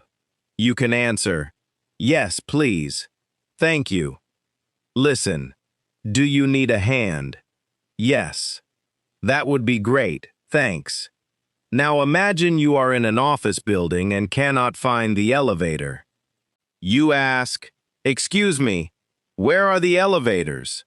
Someone says, "They're around the corner on your left." You answer, "Thank you." Simple English can solve many daily problems. Now let's talk about losing something. Maybe you cannot find your phone, wallet, bag, keys, or glasses. You can say, "I can't find my phone. Have you seen my keys? I think I lost my wallet. Where did I put my glasses?" Listen to a short situation. Emma is getting ready for work. She looks for her phone, but she cannot find it. She checks her bedroom, the kitchen, and her bag. Finally, she hears the phone ringing. It is under the couch. Where was Emma's phone? Under the couch. Now another situation. Mark is at a restaurant. After dinner, he leaves and walks to his car. Then he realizes that he does not have his wallet.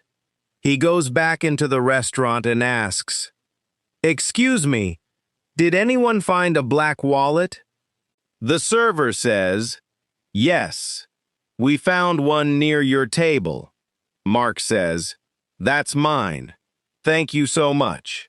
The server says, "You're welcome." The phrase "that's mine" means that something belongs to you. You may also hear, "Is this yours?" "Yes, it's mine." "No, it isn't mine." Now let's practice going to the bank. You may need to deposit money, withdraw money, or ask a simple question about your account. Imagine you walk into a bank. A worker says, "Hi, how can I help you?" You answer, "I'd like to deposit this money, please." Or you may say, "I'd like to withdraw $100. The word deposit means to put money into your bank account. Withdraw means to take money out. You may also ask, "Where is the ATM? Can I change my PIN? Can you help me with my account?" Now let's practice a simple bank conversation. "Hi, I need to deposit this check." "Of course. Do you have your ID?" "Yes. Here it is. Thank you. Please sign here." You may hear the word sign. To sign means to write your name in a special way on a document. Now let's move to the post office. Imagine you need to send a package to your sister. You say, "Hi, I'd like to send this package, please." The worker asks, "Where is it going?" You answer, "California." The worker asks, "How quickly would you like it to arrive?" You say, 3 or 4 days is fine." The worker weighs the package and tells you the price. You pay and receive a receipt. Useful words include package, address, stamp, envelope, mail, send, receive. Listen to these sentences. I need to mail this letter. I bought some stamps. This package is for my brother. Did you receive my letter? Now let's practice talking about food at home. You may need to ask if there is enough food. You can say, "Do we have any milk?" "Yes." "There's some in the refrigerator." "Do we have any bread?" "No. We're out of bread." The phrase "we're out of" means there is none left. For example, we're out of milk. We're out of eggs. We're out of coffee. Now listen to a kitchen conversation. Are we out of eggs? Yes. I used the last 2 this morning. Okay. I'll buy some after work. Can you get milk too? Sure. Here is another useful phrase. The last one. I ate the last apple. She drank the last bottle of water. This is the last piece of bread. Now let's talk about cooking, with simple instructions. You may hear words like cut, wash, add, mix, cook, bake, boil, and serve. Listen. First, wash the vegetables. Then cut the tomatoes and onions. Add them to a bowl. Mix everything together. Finally, add a little salt. Another example. Put water in a pot. Bring the water to a boil. Add the rice. Cook it for about 20 minutes. These instructions are useful because they also teach you order words, first, then, after that, finally. You can use these words when talking about your day too. First, I wake up. Then I take a shower. After that, I eat breakfast. Finally, I leave for work. Now let's practice listening to a simple recipe story. Daniel wants to make scrambled eggs for breakfast. First, he breaks 2 eggs into a bowl. Then he adds a little salt and milk. He mixes the eggs with a fork. Next, he heats a pan on the stove. He pours the eggs into the pan and cooks them for a few minutes. Finally, he puts the eggs on a plate and eats them with toast. How many eggs does Daniel use? 2. What does he add? Salt and milk. What does he eat with the eggs? Toast. Now let's talk about technology in daily life. Most people use phones, computers, apps, and the internet every day. You can say, "My phone battery is low. I need to charge my phone." "The internet is slow today. I forgot my password. I need to restart my computer." Listen to this short conversation. Is the Wi-Fi working for you? No, it's really slow. Maybe we should restart the router. Good idea. Another conversation. My phone is almost dead. Do you have a charger? Yes. You can use mine. Thanks. Almost dead is a common informal way to say that the battery is almost empty. Now imagine you forget a password. You say, "I can't remember my password." Your friend says, "Can you reset it?" You answer, "Yes, I'll try." Reset means to create or set something again. Now let's practice making an online appointment. Maybe you need to book a haircut, doctor's visit, Or restaurant table. You open a website and choose a day. You see that Tuesday at 3 is available. You select the time and enter your name and phone number. Then you receive a confirmation message. A confirmation tells you that something is officially arranged. For example, I received a confirmation email. Your appointment is confirmed. Please confirm your reservation. Now let's talk about going to a hair salon or barber shop. You can say, I'd like a haircut, please. Just a little shorter, please. Not too short. I'd like to keep it simple. The barber or stylist may ask, how would you like it? You can answer, short on the sides and a little longer on top. Or if you want a very simple sentence, just a little shorter, please. Now imagine a conversation. Hi, do you have an appointment? Yes. At 2:30? What name? Adam. Great, please have a seat. Have a seat means please sit down. You may hear this phrase in many places. A doctor's office, bank, salon, or office. Now let's practice talking about money in simple situations. You can ask, how much is this? How much does it cost? Do you take cards? Can I pay in cash? Do you have change? Cash means physical money, such as bills and coins. Listen to a store conversation. How much is this notebook? It's $5. Can I pay by card? Yes. Of course. Another example. Do you have change for $20? Yes, I do. Now let's practice numbers, because numbers are very important in listening. Listen carefully. 15, 50. These can sound similar. $15, $50. 13, 30, 14, 40, 16, 60, 17, 70, 18, 80, 19, 90. Pay attention to the stress. 15, 50, 13, 30. Now listen to some prices. $13, $30, $15, $50, $18, $80. Numbers are important for prices. Addresses, phone numbers, times, ages, and dates. Now let's practice dates and days. Today is Tuesday. Tomorrow is Wednesday. Yesterday was Monday. Listen.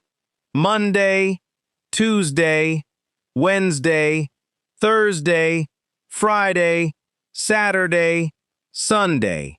You can ask, what day is the meeting? It's on Thursday. When is your appointment? Friday morning. Are you free on Saturday? Yes, I am.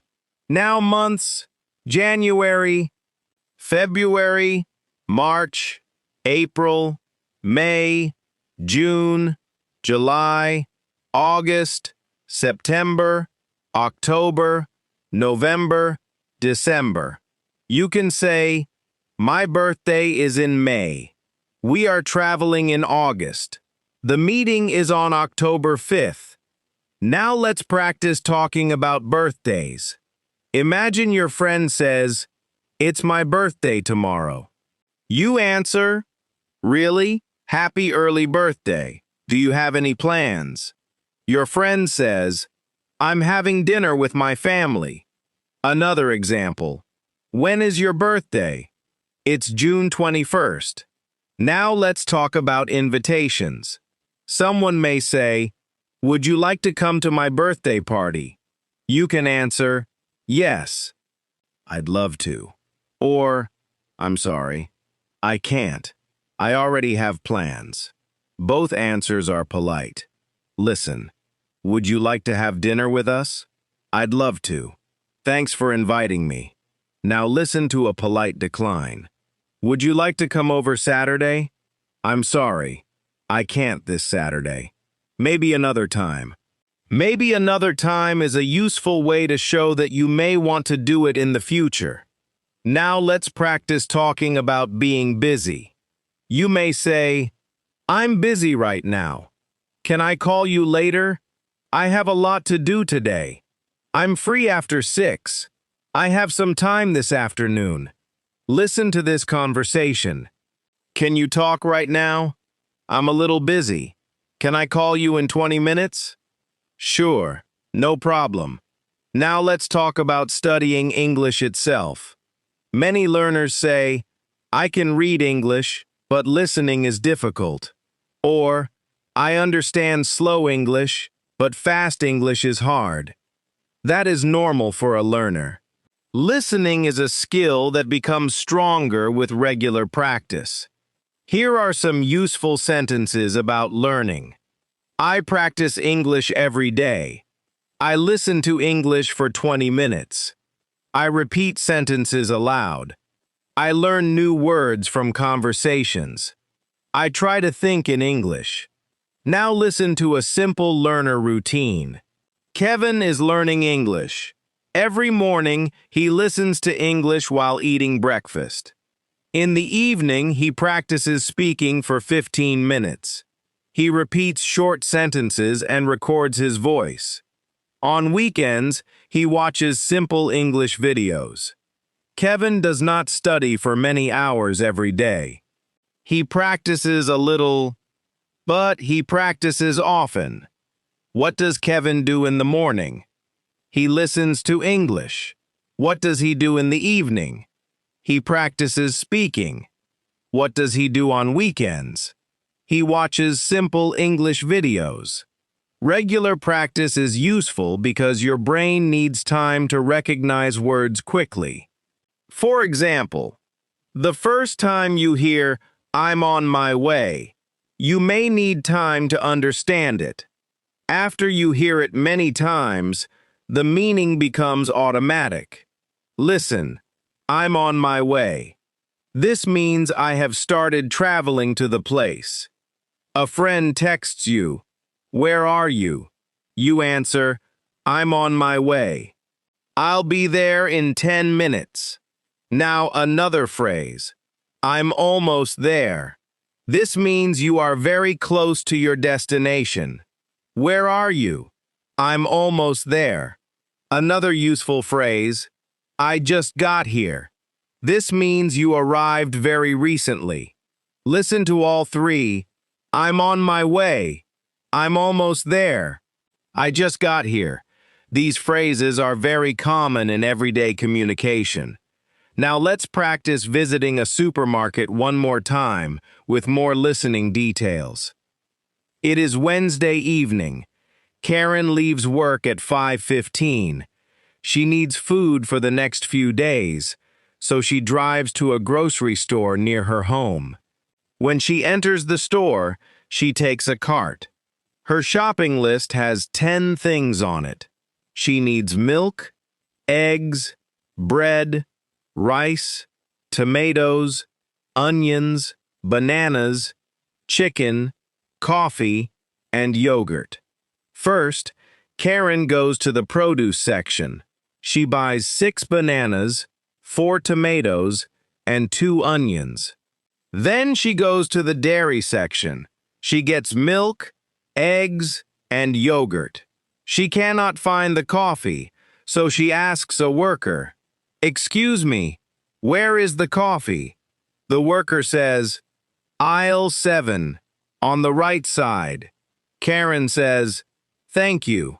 After she gets the coffee, she finds the rice and bread. Finally, she goes to the meat section and buys chicken. At the checkout, the cashier asks, "Did you find everything okay?" Karen says, "Yes, thank you." Her total is $57. She pays by card and carries the bags to her car. Now answer some simple questions in your mind. What day is it?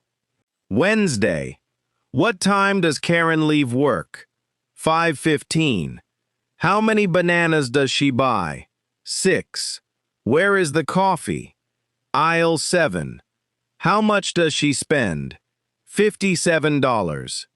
Now listen to a shorter version. Karen goes grocery shopping after work. She buys fruit, vegetables, milk, eggs, bread, rice, coffee, yogurt, and chicken. She spends $57. Again, notice the difference between the detailed story and the simple summary. Now let's practice listening to a conversation at home. Hey, did you get the groceries? Yes. Everything on the list. Great. Did you remember the coffee? Yes. And I bought extra because it was on sale. Nice. What should we make for dinner? How about chicken and rice? Sounds perfect. Useful phrases. Did you remember the coffee? What should we make for dinner? How about chicken and rice? Sounds perfect. Now let's practice another daily life story. This time about an unexpected change. Ryan plans to meet his friend at a cafe at 3 o'clock. At 2:30, his friend sends a message. I'm sorry, I'm running late. Can we meet at 3:30 instead? Ryan replies, sure, no problem. Because he has extra time, Ryan goes to a bookstore nearby. He looks at a few books and buys a small notebook. At 3:25, he walks to the cafe. His friend arrives 5 minutes later. What changed? The meeting moved from 3 o'clock to 3:30. What did Ryan do while he waited? He went to a bookstore. What did he buy? A notebook. The phrase running late means you will arrive later than planned. Listen, I'm running late. I'll be there in 10 minutes. You can also say, sorry, I'm going to be a little late. Now imagine you are the person waiting. You might answer, no problem, take your time. Or, that's okay, see you soon. Take your time means you do not need to hurry. Now let's practice talking about public transportation problems. Imagine you arrive at the bus stop, but your bus is late. You wait for 10 minutes, then 15 minutes. You check your phone and see that the bus is delayed. You can say, the bus is running late today. Another person says, how long have you been waiting? You answer, about 15 minutes. Now imagine the bus finally comes. It is crowded, so you have to stand. You may hear, please move to the back of the bus. Or, please let passengers get off first. Passenger means a person traveling in a bus. Train, taxi, plane, or another vehicle. Now let's practice taking a taxi or rideshare. You get into the car and say, hi, I'm going to the airport. The driver says, sure. Which terminal? You answer, Terminal 2, please. The driver may ask, are you in a hurry? You say, a little. My flight leaves at 11. Later you arrive. You say, you can drop me off here. Thank you. Drop me off means, let me leave the vehicle at this place. You can say, can you drop me off near the entrance? Please drop me off at the corner. Now listen to another travel situation. You get into a taxi and ask, about how long will it take? The driver says, around 25 minutes, depending on traffic. Depending on traffic means the travel time may change because of the number of cars on the road. Now let's talk about traffic. You can say, traffic is heavy this morning. There's a lot of traffic. We're stuck in traffic. Stuck in traffic means your car is moving very slowly or not moving because there are too many cars. Listen to a short phone call. Hi, I may be late. I'm stuck in traffic. Okay, about how late? Maybe 10 minutes. No problem. Drive safely. Now let's practice a situation at work. Your manager gives you a simple task. The manager says, "Can you send me this report before lunch?" You answer, "Sure. I'll send it by 11:30. Later, your coworker asks, "Are you busy?" You answer, "A little. I need to finish this report first." At 11:15, you complete the report and send it. The manager says, "Thanks for getting this done." You answer, "You're welcome." Useful workplace phrases include, "I'll do it," "I'm working on it," "I'm almost finished," "I'll send it today." "Can you help me with this?" Now let's listen to another office conversation. "Did you finish the email?" "Almost." "I just need to check one thing." "Okay. Can you send it before 3? "Yes." "No problem." The word almost means something is very close to being complete. I'm almost ready. Dinner is almost ready. We're almost there. I'm almost finished. Now let's practice asking someone to wait. You can say, "Just a minute, please." "One moment, please." "Give me a second." "Please wait here." Imagine someone calls while you are busy. You say, "Can you hold on for a minute? I need to close the door." Hold on can mean wait for a short time. Listen, hold on, I'll be right back. I'll be right back means I will return very soon. Now let's talk about emotions in daily conversations with a little more detail. You might say, "I'm excited because my vacation starts tomorrow." "I'm nervous about my job interview." "I'm worried because my daughter is sick." "I'm relaxed because I finished all my work." "I'm disappointed because the event was canceled." Listen to the difference. Excited, nervous, worried, relaxed, disappointed. Now listen to a short story. Olivia has a job interview on Monday. She is excited because she likes the company, but she is also nervous.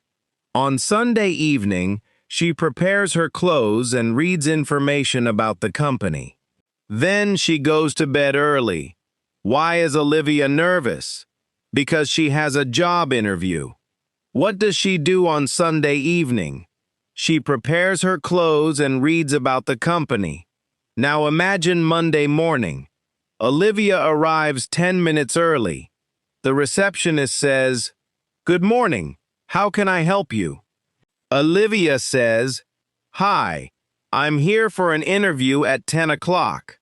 The receptionist says, "Great. Please have a seat. Someone will be with you shortly." Shortly means soon. Now let's practice a simple job interview question. Tell me about yourself. A simple A2 answer could be, "My name is Olivia. I have 3 years of experience in customer service. I enjoy working with people, and I'm organized and friendly." Another common question, "Why do you want to work here?" A simple answer, "I like the company, and I think this job is a good match for my skills." You do not need long answers to communicate clearly. Now let's talk about plans changing because of weather. Imagine you plan to go to the park on Saturday, but it begins raining heavily. Your friend calls and says, "I don't think the park is a good idea today." You answer, "I agree. What should we do instead?" Your friend says, "How about seeing a movie?" You answer, "Sounds good." Instead means in place of another choice. We planned to walk, but we went to a cafe instead. I usually drink coffee, but today I had tea instead. Now let's practice talking about preferences. You can ask, "Which do you prefer, coffee or tea?" Do you like mornings or evenings better? Would you rather stay home or go out? A simple answer: I prefer coffee. I like evenings better. I'd rather stay home tonight. Now listen to a conversation. Do you want pizza or burgers? I'd rather have pizza. Okay. Do you want to eat here or take it home? Let's take it home. Now let's practice making simple comparisons. This restaurant is cheaper than that one. My new apartment is bigger than my old apartment. The bus is slower than the train. Today is warmer than yesterday. Listen carefully. Cheaper than, bigger than, slower than, warmer than. Now a short story. Mia used to live in a small apartment downtown. Last month, she moved to a larger apartment outside the city. Her new apartment is bigger and quieter. It is also cheaper. However, her trip to work is longer. Which apartment is bigger? The new one. Which is quieter? The new one. What is one disadvantage? Her trip to work is longer. Now let's practice talking about yesterday again, but this time with more detail. Yesterday morning, I woke up at 7 because my alarm rang. I got dressed and made coffee.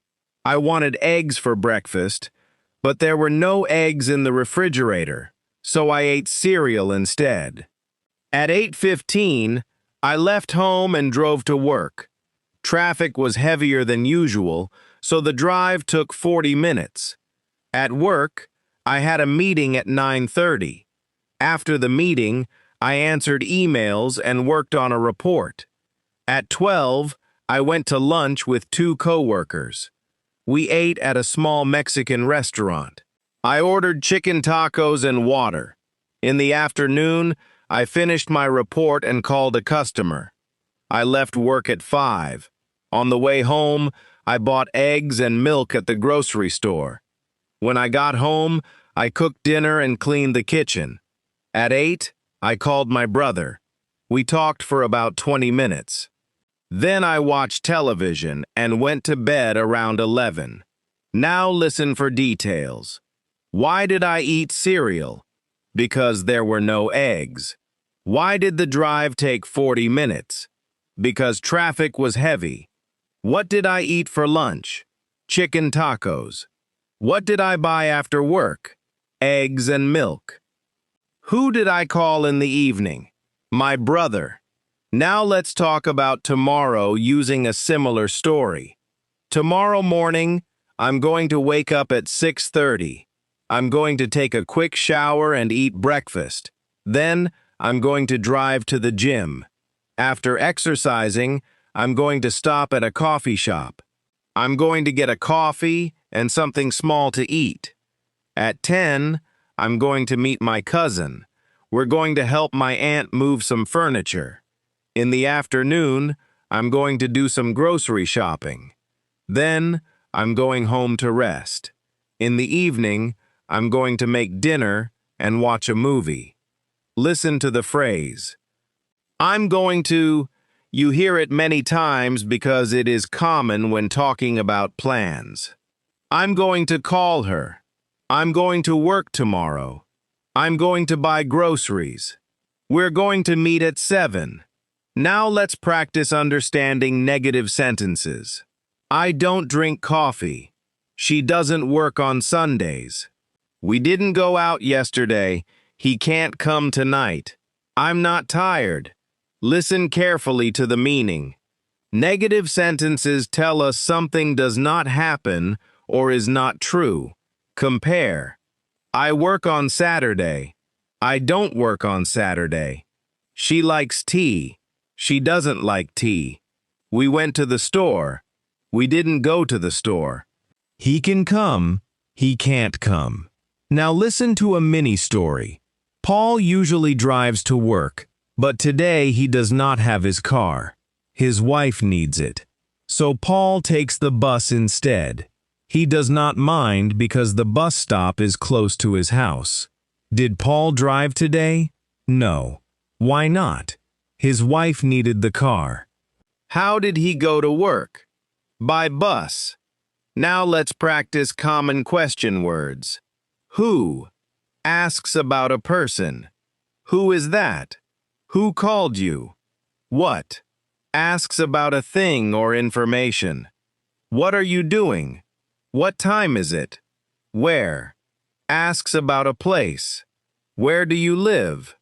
Where is the station? When? Asks about time. When does the movie start? When are you leaving? Why? Asks for a reason. Why are you late? Why are you tired? How? Asks about a way, condition, or amount. How are you? How do you get to work? Now listen to a simple question practice. Who do you live with? I live with my family. What do you do after work? I usually go home. Where do you buy groceries? At a store near my house. When do you eat dinner? Around 7. Why are you learning English? I want to communicate better. How do you practice listening? I listen to English every day. Now let's practice a complete conversation between two people.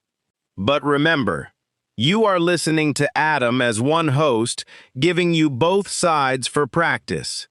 Imagine two co-workers talking on Monday morning. Good morning. How was your weekend? It was good, thanks. How was yours?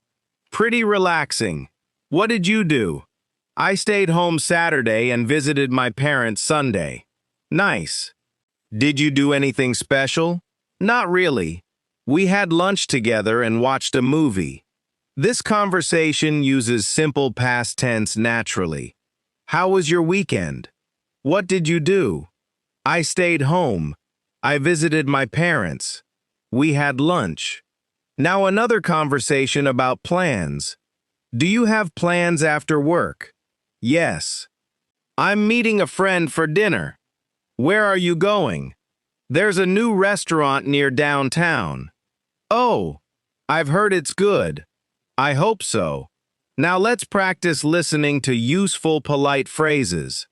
Excuse me, is this seat taken? No, it's free.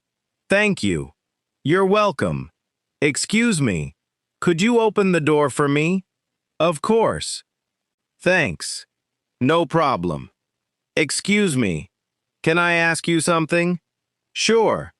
These phrases may seem small, but they are very important because polite English appears everywhere. Now let's talk about noise and understanding speech.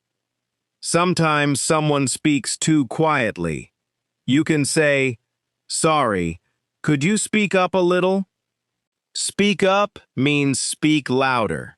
Sometimes someone speaks too quickly. You can say, "Could you speak a little more slowly?" Sometimes you miss one word.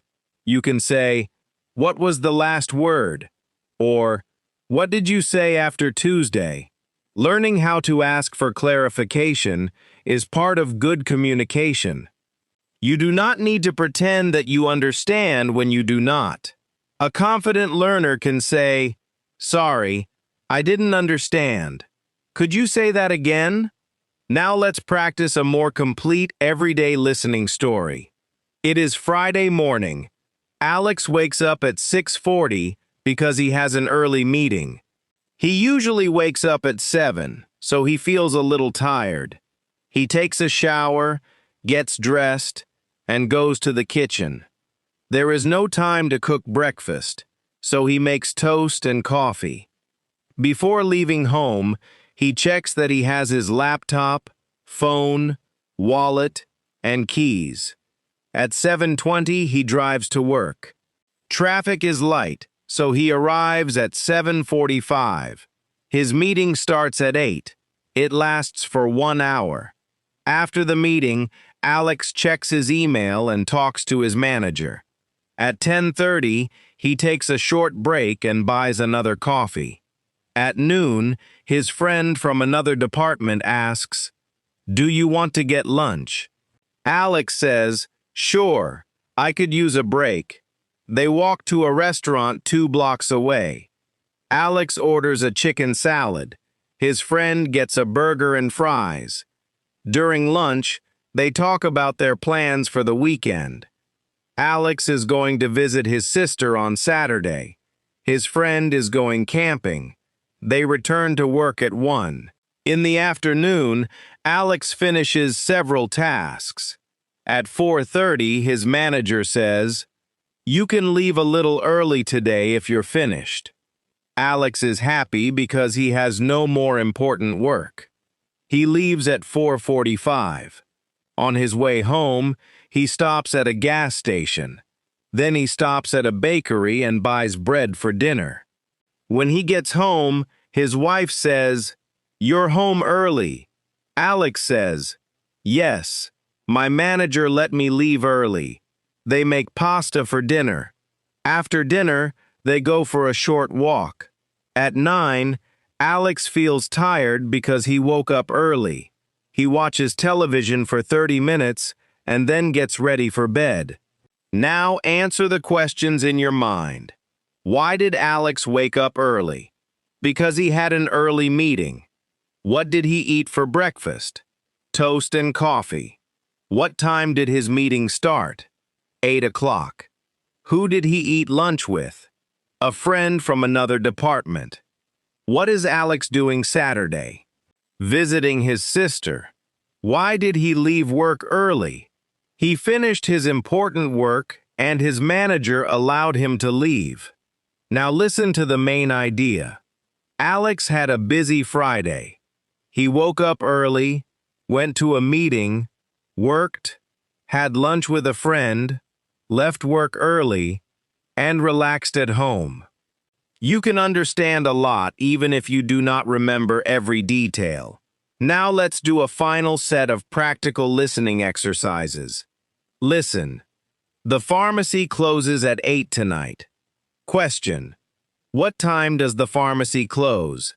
At 8. Listen. Anna has a dentist appointment on Thursday morning. When is Anna's appointment? Thursday morning. Listen. George usually drives to work, but today he took the train. How did George go to work today? By train. Listen. Lisa ordered tea because she does not drink coffee. Why did Lisa order tea? Because she does not drink coffee. Listen. Michael bought a large shirt because the medium was too small. What size did Michael buy? Large. Listen. The meeting starts at 10, but everyone should arrive 15 minutes early. What time should everyone arrive? 9:45. Listen.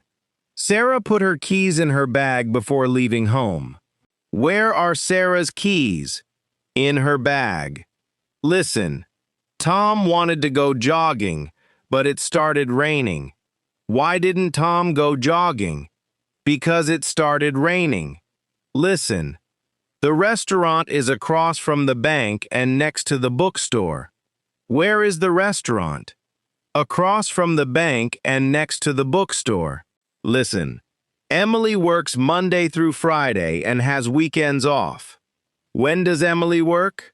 Monday through Friday. These short exercises train your attention. You hear the sentence? Find the important information and connect it with the question. Now let's practice common sentence groups. Listen slowly. I wake up early. I get dressed. I eat breakfast. I leave home. I take the bus. I arrive at work. I check my email. I start my day. I have lunch. I talk with coworkers. I finish work. I go home. I buy groceries. I cook dinner. I wash the dishes. I relax. I brush my teeth. I set my alarm. I get into bed. I go to sleep. Now listen to the same ideas with a little more natural detail. I usually wake up early on weekdays. After I get dressed, I make a simple breakfast. Then I leave home and take the bus to work. When I arrive, I check my email and make a list of things I need to do. I usually have lunch around noon. After work, I sometimes stop at the grocery store. When I get home, I make dinner and relax. Before bed, I brush my teeth, set my alarm, and check my phone one last time. Then I go to sleep. Now let's practice hearing the difference between present, past, and future. Present, I go to work at 8. Past, I went to work at 8 yesterday. Future plan, I'm going to work at 8 tomorrow. Present, I eat lunch at noon. Past, I ate lunch at noon yesterday. Future plan, I'm going to eat lunch at noon tomorrow. Present, I call my mother every Sunday. Past, I called my mother yesterday. Future plan, I'm going to call my mother tomorrow. You do not need to study these sentences like a grammar test. Listen to how the time changes the sentence. Now let's practice one more long daily life story. This story will include many words and phrases you have heard throughout the lesson. My name is Jennifer. I am 29 years old, and I work at a small medical office. I live about 30 minutes from my workplace. On weekdays, my alarm rings at 6:15. I do not enjoy waking up early, but I like having enough time in the morning. I get out of bed, open the curtains, and check the weather. Then, I go to the bathroom, brush my teeth, wash my face, and take a shower. After my shower, I get dressed. I usually choose my clothes the night before because it saves time in the morning. At 6:50, I go downstairs and make breakfast. I usually eat oatmeal with bananas. Sometimes I have eggs and toast instead. I always drink coffee. While I eat, I look at my schedule for the day. I check if I have any important appointments or meetings. At 7:20, I make sure I have everything I need. I check my purse for my wallet, keys, phone, and ID. I leave home at 7:30 and drive to work. Usually the drive takes about 30 minutes, but sometimes traffic is heavy. When I arrive at the office, I say good morning to my coworkers. Then I turn on my computer and check messages. Our office opens at 8:30. During the morning, I answer phone calls, schedule appointments, and help patients at the front desk. At 10:30, I usually take a 10-minute break. I refill my water bottle and sometimes have a small snack. At 12:30, I take lunch. I usually bring food from home because it saves money. Today, I have chicken, rice, and vegetables. Sometimes I eat lunch with 2 coworkers in the break room. We talk about work, our families, weekend plans, or something funny that happened that morning. At 1:30, I go back to work. The afternoon is usually busy. Many people call to make or change appointments. At 4:15, a patient calls and says she is running late. She asks if she can still come. I check the schedule and tell her that 15 minutes late is okay. At 5 o'clock, the office closes. I finish my last few tasks, turn off my computer, and say goodbye to my coworkers. Today, I need groceries, so I stop at a supermarket on the way home. I buy milk, bread, fruit, eggs, and some vegetables. I see that my favorite coffee is on sale, so I buy 2 bags. At the checkout, there are 3 people ahead of me. I wait for about 7 minutes. After I pay, I drive home. When I arrive, I put away the groceries.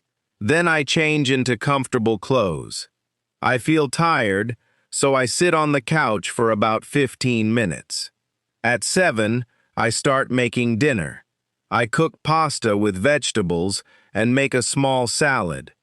After dinner, I wash the dishes and clean the counter. At 8:30, my sister calls me. She lives in another state, so we do not see each other very often. We talk for about 25 minutes. After the call, I watch one episode of a television show. At 10, I start getting ready for bed. I brush my teeth, wash my face, and prepare my clothes for tomorrow. Before sleeping, I set my alarm for 6:15. I read for about 15 minutes, turn off the light, and go to sleep. Now let's listen for the main details.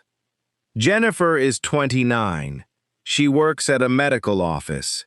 She wakes up at 6:15. She usually eats oatmeal and bananas for breakfast. She drives to work. Her office opens at 8:30. She has lunch at 12:30. She finishes work at 5. After work, she buys groceries. At home, she makes pasta, talks to her sister, watches television, and gets ready for bed. Now listen again to some smaller details. Jennifer chooses her clothes the night before. This saves time in the morning. She takes a short break at 10:30. She often brings lunch from home because it saves money. A patient calls because she is running late. Jennifer buys 2 bags of coffee because they are on sale. She talks to her sister for 25 minutes. Before bed, she prepares her clothes for the next day.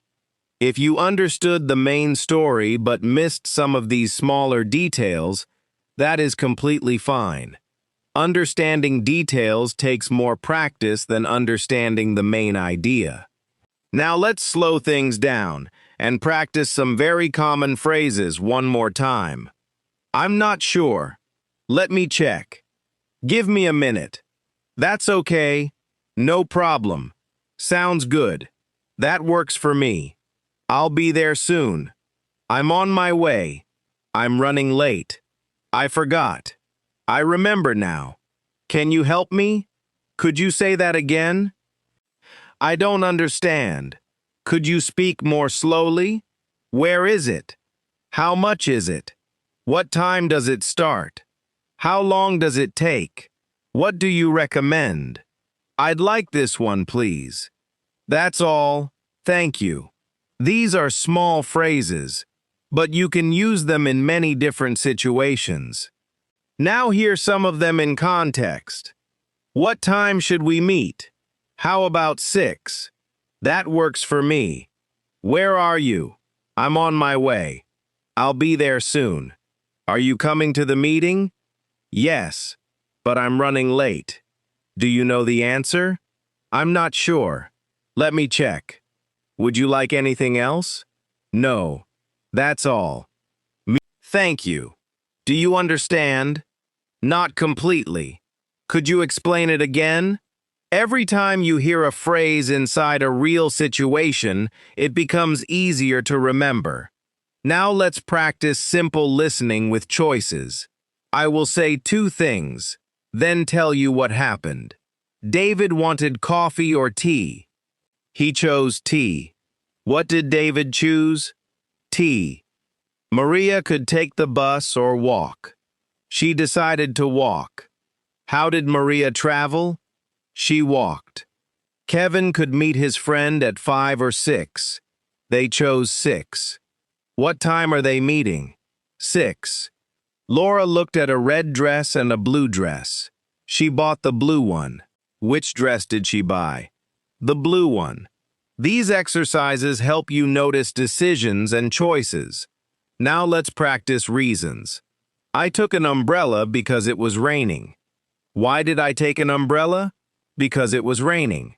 I went to bed early because I was tired. Why did I go to bed early? Because I was tired. She took a taxi because she missed the bus. Why did she take a taxi? Because she missed the bus.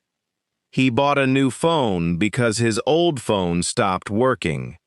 Why did he buy a new phone? because the old one stopped working. Now listen to cause and result with so. It was raining, so I took an umbrella. I was tired, so I went to bed early. She missed the bus, so she took a taxi. His phone stopped working, so he bought a new one. Both because and so are very useful in everyday English. Now let's practice describing a normal place. My local coffee shop is small and quiet. It has about 10 tables. There is a large window at the front. I usually sit near the window because I like watching people outside. The staff is friendly and the coffee is good. I often go there on Saturday morning. Now listen for information. Is the coffee shop large? No, it is small. Where does the person like to sit? Near the window. When does the person usually go there? Saturday morning. Now another place. There is a park near my house. It takes about 5 minutes to walk there. The park has a walking path, trees, benches, and a small playground. I often go there in the evening. Sometimes I walk alone. And sometimes I go with a friend. How far is the park? About 5 minutes away. What does it have? A walking path, trees, benches, and a playground. You can practice describing places around you with simple sentences like these. There is a grocery store near my home. There is a bus stop across the street. There are 2 restaurants nearby. My neighborhood is quiet. Now let's practice speaking in complete thoughts. Instead of only saying, tired, say, I'm tired. Instead of 7 o'clock, say, I wake up at 7 o'clock. Instead of bus, say, I take the bus to work. Instead of coffee, say, I drink coffee in the morning. Complete sentences help you practice real communication. Now imagine someone asks, what did you do today? You can give a simple answer. I worked in the morning. I had lunch with a friend. After work, I went shopping. Then I went home and cooked dinner. That is already a complete answer. Maybe someone asks, what are you doing tomorrow? You can say, I'm going to work in the morning. In the afternoon, I have an appointment. After that, I'm going home. Again, simple, clear, useful. Now listen to several natural questions and answers. How was your day? It was good, just busy. Did you have lunch? Yes. I ate around 1. Are you free tonight? No. I have some work to finish. What are you doing tomorrow? I'm meeting a friend. Do you need anything from the store? Yes. Can you get milk? What time will you be home? Probably around 6. Did you sleep well? Not really. I woke up several times. Are you hungry? A little. Do you want some coffee? Yes, please. Should we leave now? Yes. Let's go.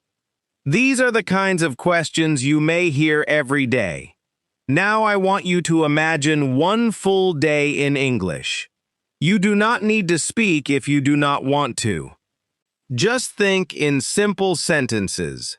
You wake up. You think, it's 7 o'clock. I need to get up. You go to the bathroom. You think, I'm brushing my teeth. You go to the kitchen. You think, I'm making breakfast. You leave home. You think, I have my phone, wallet, and keys. You travel somewhere. You think, I'm taking the bus to work. At lunch, you think, I'm hungry. I'm going to get something to eat. Later, you think, I'm almost finished with work. On your way home, I need to stop at the grocery store. At home, I'm making dinner. Before bed, I'm tired. I'm going to sleep soon. This simple practice can help you connect English directly to your daily life. You do not need difficult sentences. Start with the English you already know. Instead of trying to say, "Today was an incredibly exhausting and complicated day," you can simply say, "Today was very busy. I'm tired." Both communicate the main idea. At A1 and A2 level, clarity is more important than complexity. Now let's listen to one final collection of useful daily life sentences. Listen slowly and notice how much you understand. I usually wake up around 7. I need 5 more minutes. I'm getting ready now. Breakfast is ready. I need to leave soon. Don't forget your keys. I'm waiting for the bus. The bus is late today. I'll be there in 20 minutes. I just got to work. I have a meeting this morning. I need to answer some emails. I'm taking a short break. I'm getting hungry. Do you want to have lunch? Let's go somewhere nearby. I'll have the chicken, please. Could I get some water? Can we get the check? I need to go back to work. I'm almost finished. I'm leaving now. I need to stop at the store. Do we need anything else? We're out of milk. I'll get some. I'm home. How was your day? It was pretty good. I'm going to change my clothes. What should we make for dinner? How about pasta? Sounds good. Dinner is almost ready. Can you set the table? Sure. After dinner, I'll wash the dishes. I'm going to relax for a while. Do you want to watch a movie? Maybe later. I need to call my sister. I'm getting tired. What time is it? It's almost 11. I'm going to bed. Good night. Now hear the same daily routine as one smooth story. I usually wake up around 7 and stay in bed for a few minutes. Then I get up, brush my teeth, take a shower, and get dressed. I make breakfast and check that I have my phone, wallet, and keys. I leave home and take the bus to work. Sometimes the bus is late, but usually I arrive on time. During the morning, I answer emails, talk with coworkers, and work on different tasks. Around noon, I have lunch. Sometimes I bring food from home, and sometimes I eat at a restaurant nearby. In the afternoon, I finish my work and make plans for the evening. On my way home, I sometimes stop at the grocery store. When I get home, I change my clothes and relax. Later, I make dinner. After eating, I wash the dishes and clean the kitchen. In the evening, I may call someone, watch television, read, or listen to music. At around 10:30, I begin getting ready for bed. I brush my teeth, set my alarm, and go to sleep. Now think about how many words and sentences you understand compared with the beginning of this lesson. You have listened to English about mornings, breakfast, transportation, work, lunch, shopping, restaurants, family, weather, appointments, travel, hotels, hobbies, health, directions, feelings, yesterday, tomorrow, and many other daily situations. The goal is not to remember every sentence. The goal is to make common English sound familiar. When you hear, "How was your day?" you should begin to understand it without translating each word. When you hear, "I'm running late," you should connect it with the idea of arriving later than planned. When you hear, "I'll be there soon," you should understand that the person is coming. When you hear, "We're out of milk," you should understand that there is no milk left. When you hear, "Could you say that again?" you should recognize a request for repetition. This is what listening practice does. It turns words you know into English that you can recognize quickly. Now, one last listening challenge. Listen to this story once and focus on the main idea. It is Sunday morning. Andrew does not have to work, so he wakes up later than usual. He gets out of bed at 8:30 and makes a cup of coffee. The weather is sunny and warm. After breakfast, Andrew decides to go for a walk. He puts on comfortable shoes and leaves home around 9:30. He walks through his neighborhood and then goes to a park. Many people are outside. Some are walking dogs, some are jogging, and some families are sitting on the grass. Andrew walks for about 45 minutes. Then he sits on a bench and checks his phone. His friend Ben sends him a message. "Do you want to get lunch today?" Andrew replies, "Sure. What time?" Ben says, "How about 12:30? Andrew answers, "That works for me." They decide to meet at a small restaurant near the park. Andrew goes home first. He takes a shower and changes his clothes. At 12:15, he leaves again. He arrives at the restaurant a few minutes early. Ben arrives at 12:30. They order lunch. Andrew gets a grilled chicken sandwich and iced tea. Ben orders a burger and water. While they eat, they talk about work and their plans for the next week. After lunch, Ben needs to go shopping, so Andrew goes with him.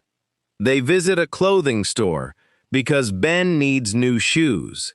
Ben tries on 3 pairs. The first pair is too small. The second pair is comfortable but expensive. The third pair fits well and is on sale, so Ben buys it. After shopping, Andrew says goodbye and goes home. It is around 4 o'clock when he arrives. He calls his parents and talks with them for half an hour. Later, he makes dinner and prepares some food for Monday. Before bed, Andrew checks his calendar. He has a meeting Monday morning and a dentist appointment Tuesday afternoon. He sets his alarm for 6:30, reads for a few minutes, and goes to sleep. Now answer the questions. Why did Andrew wake up late? Because he did not have to work. What was the weather like? Sunny and warm. Where did Andrew walk? Through his neighborhood and to a park. Who invited him to lunch? Ben. What time did they meet? 12:30. What did Andrew order? A grilled chicken sandwich and iced tea. Why did Ben buy the third pair of shoes? They fit well and were on sale. Who did Andrew call after he got home? His parents. What appointment does he have Tuesday? A dentist appointment. What time does he set his alarm for? 6:30. If you understood most of those answers, excellent. If you only understood some of them, that is also useful practice. Listening improves through repetition. You hear a sentence once. It feels difficult. You hear it again. You recognize 1 or 2 words. You hear it a third time. You understand the idea. After many repetitions, the sentence becomes easy. That is why simple listening practice is powerful. You are not trying to understand advanced speeches.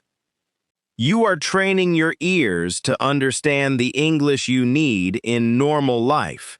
So keep practicing with sentences like, "I'm getting ready," "I'm leaving now," "I'll call you later," "I'm almost there," "Can you help me?" "How much is this?" "Where is the station?"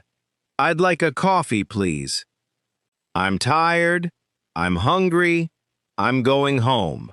These sentences may be simple, but they are the foundation of everyday communication. Listen to English regularly. Repeat useful sentences. Notice common words. Pay attention to short phrases instead of individual words. Try to understand the main idea first, then the details.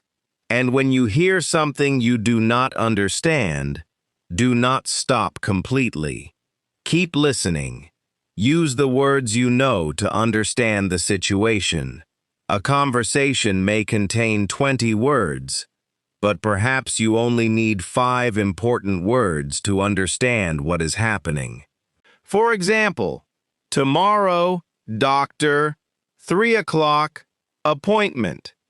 From these words, you can probably understand that someone has a doctor's appointment tomorrow at 3. Or, bus, late, 20 minutes. You can understand that the bus is 20 minutes late. Or, restaurant, 2 people, 7 o'clock. Maybe someone is making a restaurant reservation for 2 people at 7.